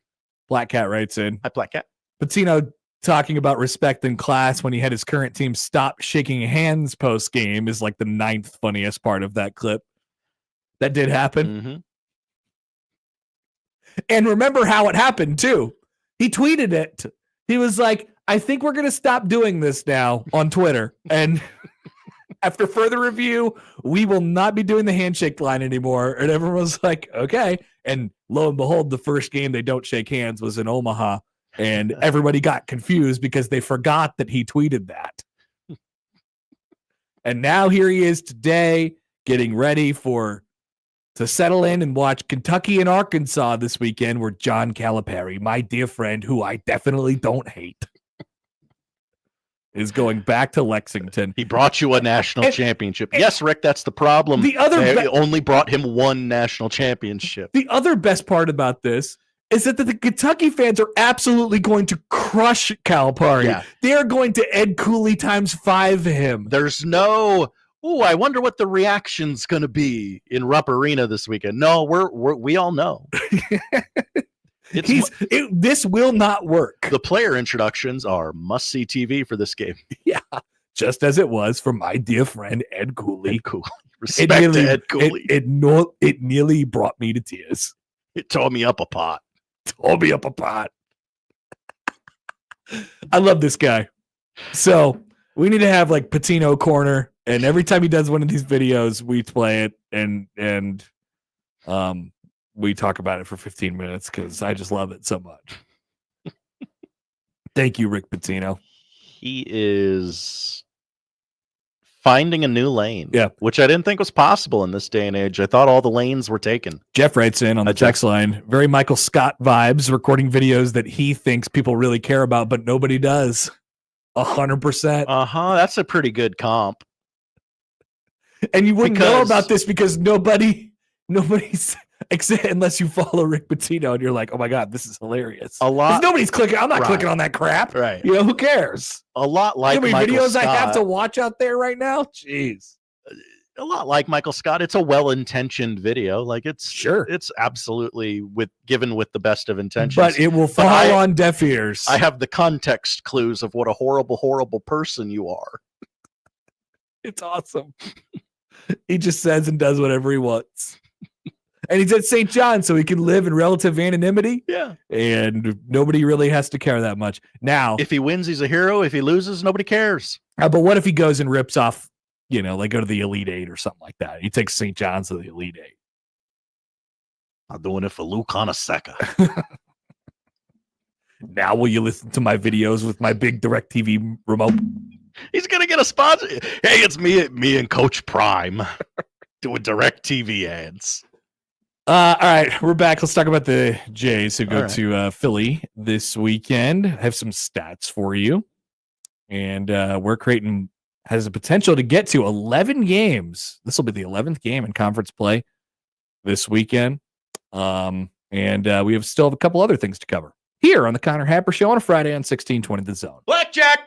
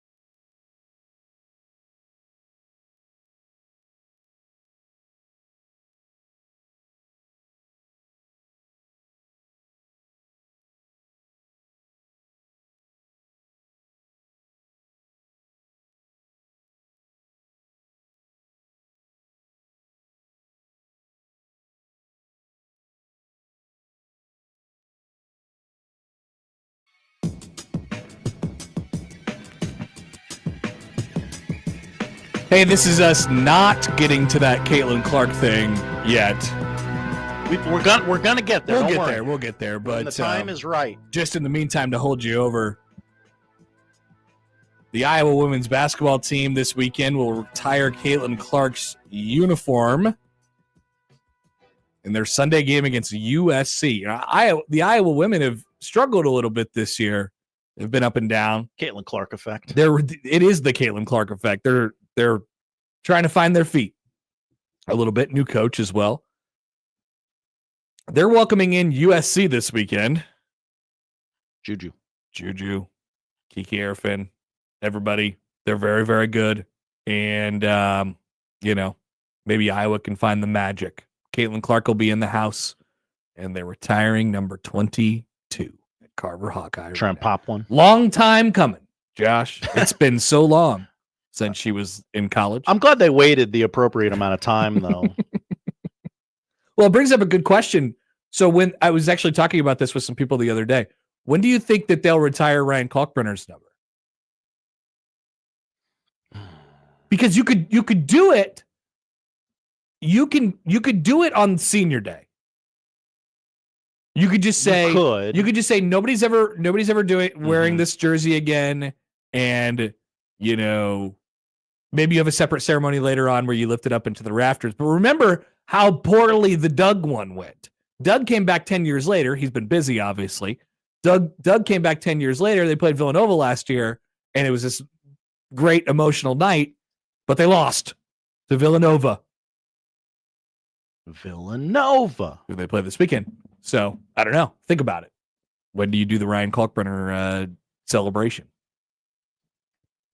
Some point in the near future, some point in the far future, some point in the very near future. Mid-future. So you're thinking 2-3 years down the line, something like that? I was thinking 5. Okay. Was the number I had in my head. Give them 5.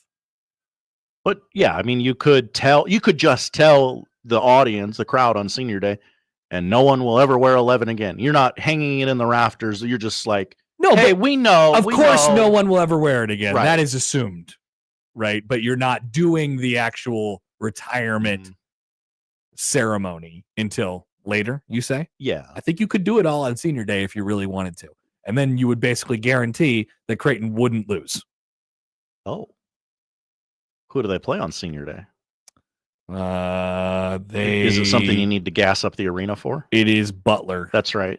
I remember thinking, not a marquee opponent like a Villanova or a Marquette. No. Or a UConn. They don't stand a chance anyway. What? Senior day. Creighton doesn't lose on those days. Roll damn Jays. Here is Rick on the hotline. Rick, hello. How are you? Ugly, overweight, and it's getting worse, but thanks for asking. Okay. Hey, if you really want to watch some good basketball, catch BYU basketball. Yeah. This guy that coaches them, his name is Kevin Young. I kind of know him from somewhere along the line. It's a long story, which we don't have time for. Okay. But anyway, watch this team play to your listeners, and you'll see basically, I was an old disciple when I coached kids of the Tom Davis, where everything went into the middle, then you kicked out or whatever. But the Brigham Young, they seem to go from the outside with like a 4 or 5 man set, and they look for the passes.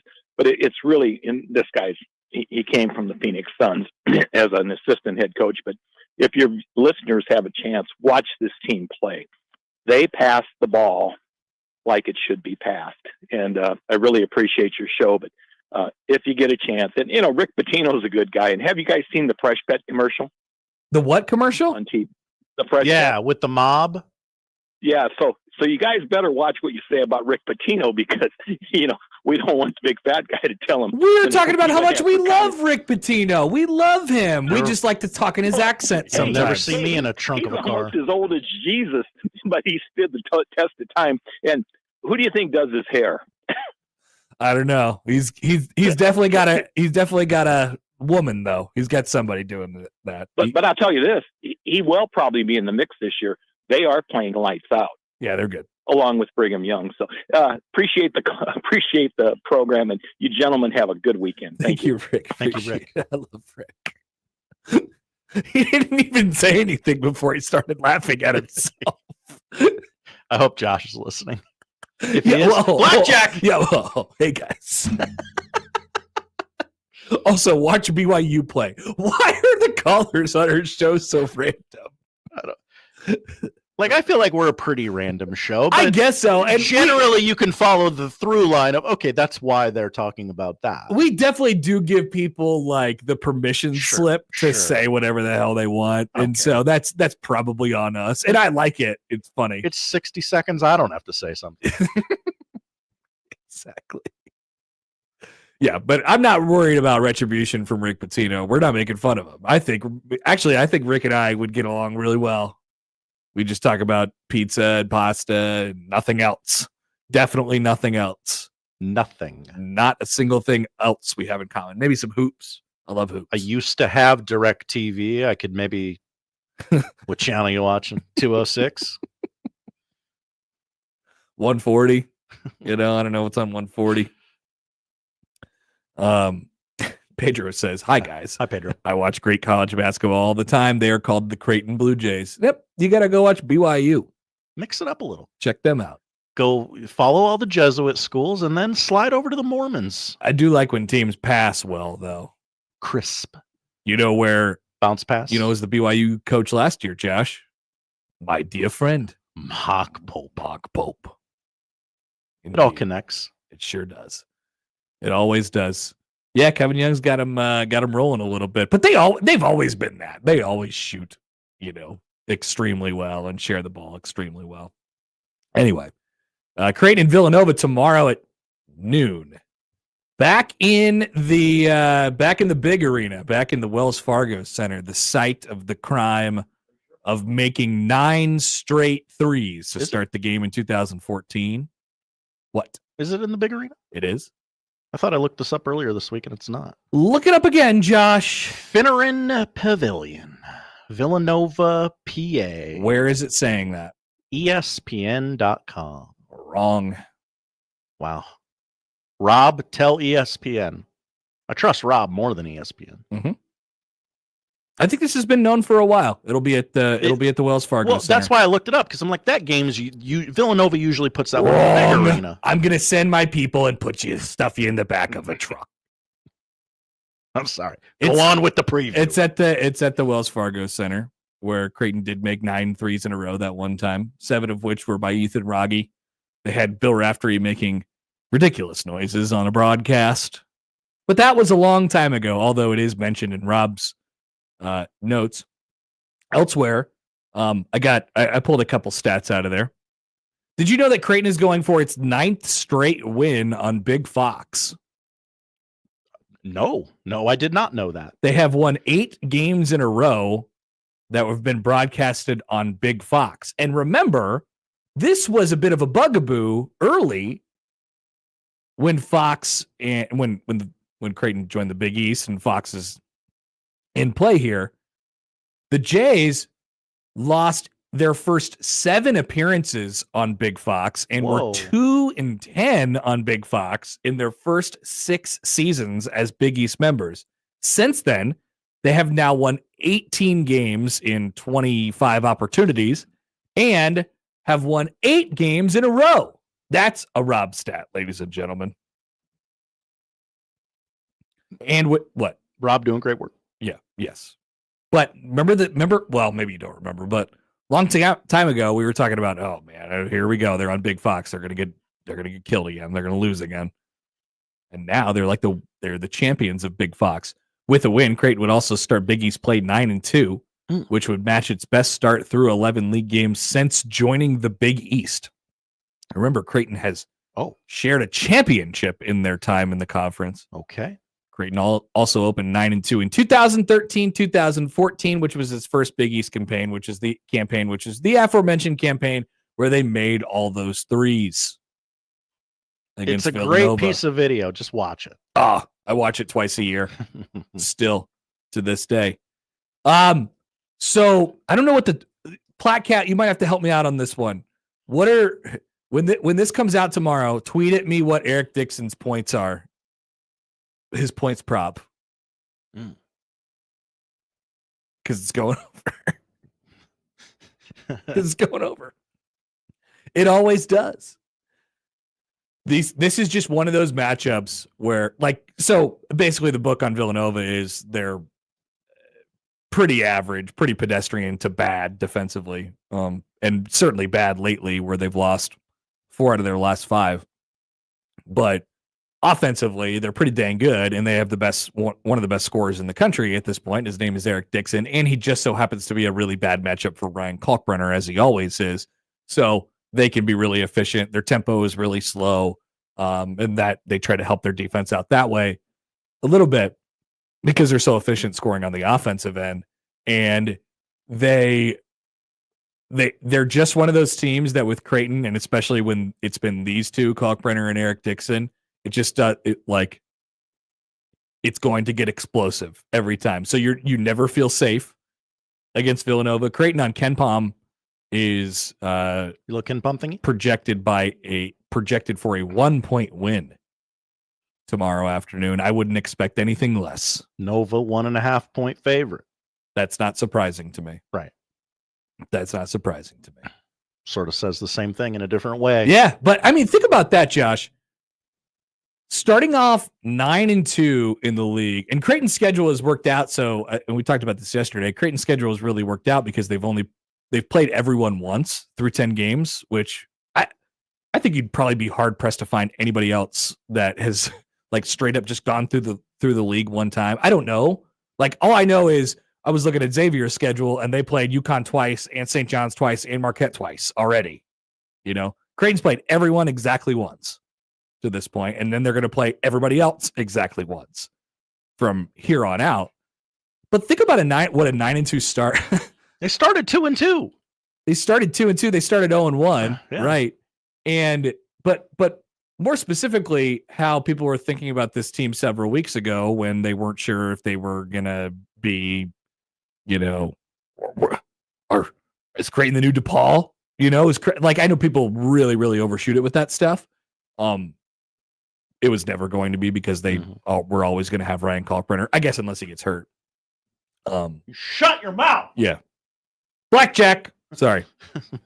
But so I never got too down in the dumps, I guess, about them. But I mean, a 9-2 start, and then you look at the rest of the conference, and you still have a crack at Marquette, and you still have another crack at St. John's, although albeit being on the road. Marquette and UConn play each other this weekend, so you know they're gonna lock horns. Like, and by the way, all of these teams sort of play each other over the next week and a half or so. Creighton, Marquette, St. John's, and UConn. Although UConn's not really in. They're on the back edge of the title race, I guess. They ain't dead yet at this point. But they haven't looked good recently, and that's sort of the thing with them.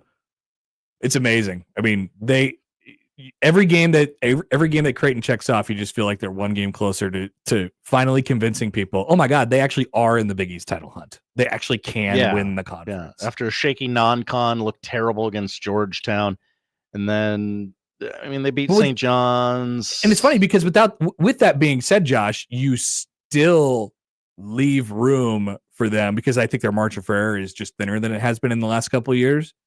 You still leave room to say, oh, well, I don't know that any of these are just straight up guarantees. Yeah. Like DePaul at home seems good. Georgetown at home seems fine, even though you just lost to them. Seton Hall, that game's on the road. Like maybe it's a you never know thing. Butler at home seems like you have a good chance to win that. So I can't tell you outside of those being a little bit elevated that I feel good about. Like I feel extremely good about Creighton winning individually each one of these games. With that being said, if you're 16-4 at the end of the year, if you're 17-3 at the end of the year, I mean, like you're going to win a championship. They've all sort of had that feeling on the front end before the game, like this could go either way. God, I don't know. And then they get in the game and you're like, oh, well, those are some nice role players stepping up. I know. Helping out. Keeps happening. Thanks. Thank you to Blackjack. Appreciate it. He tweets in. Got you. We'll report in the morning. Jay's open +1.5, +104 on the money line. Thank you. Yeah, just tweet me Eric Dixon's points. I just want to see it. Just want to know it. Yeah, I just want to see it. All right, we'll be back. We get the polls. We'll tell you what to watch on the other side on 1620 The Zone.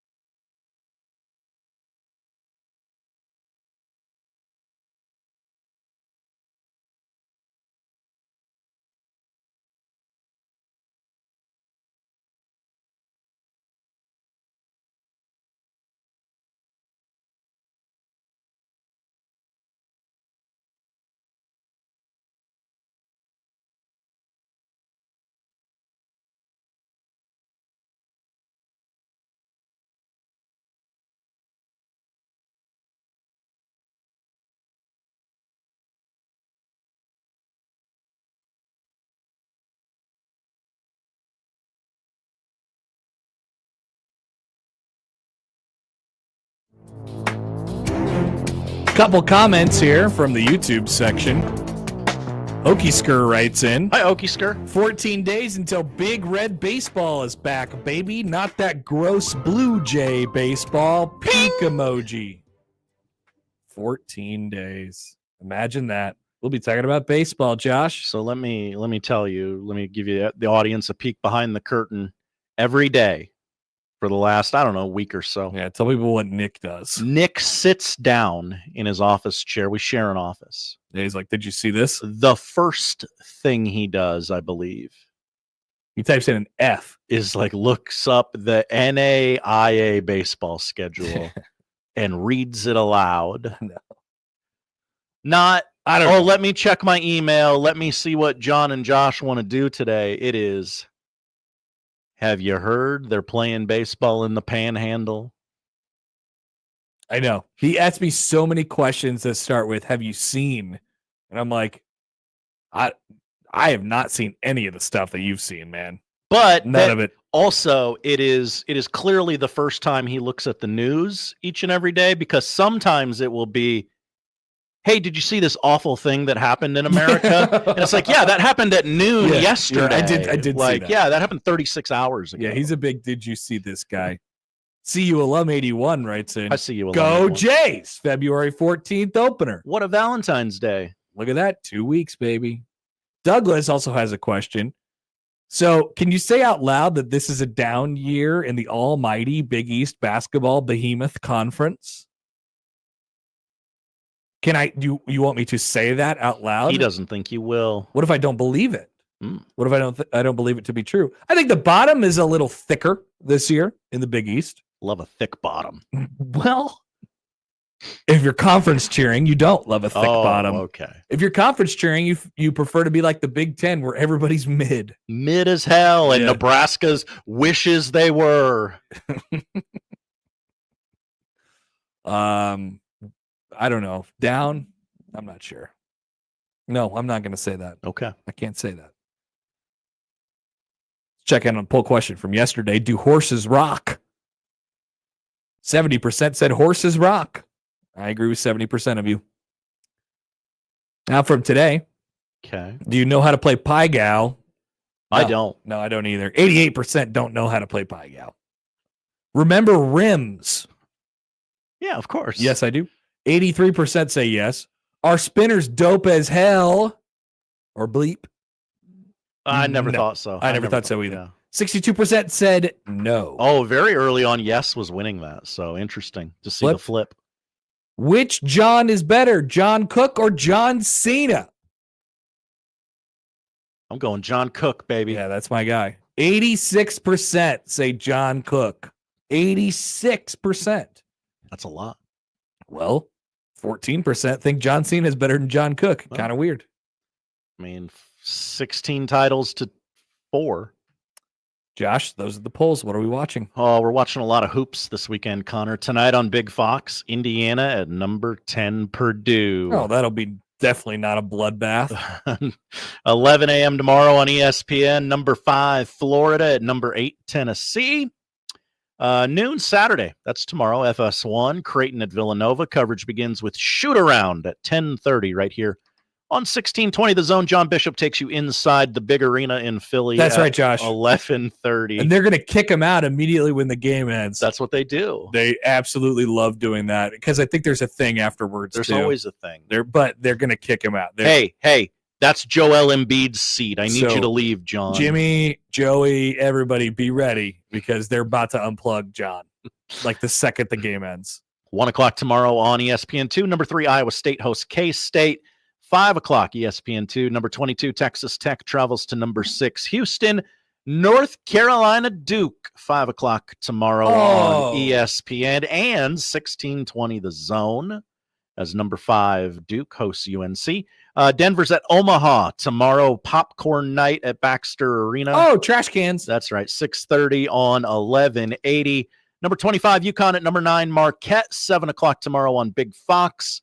8 o'clock Saturday night on ESPN. Those Rupp Arena fans will be liquored up as John Calipari returns to Kentucky, John Arkansas. Calipari, he's number a dear 12. friend. I don't like him, but we have respect for each other. Respect. Coaching fraternity. Nebraska at Oregon, 5:30 Sunday on BTN Women's Basketball, an FS1 doubleheader on Sunday.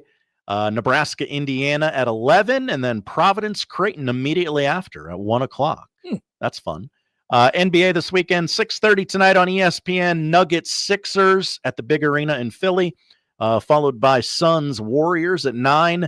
Saturday night NBA on ABC, Lakers, Knicks at Madison Square Garden. Celtics, Sixers, 5 o'clock Sunday on ESPN, followed by Grizzlies, Bucks.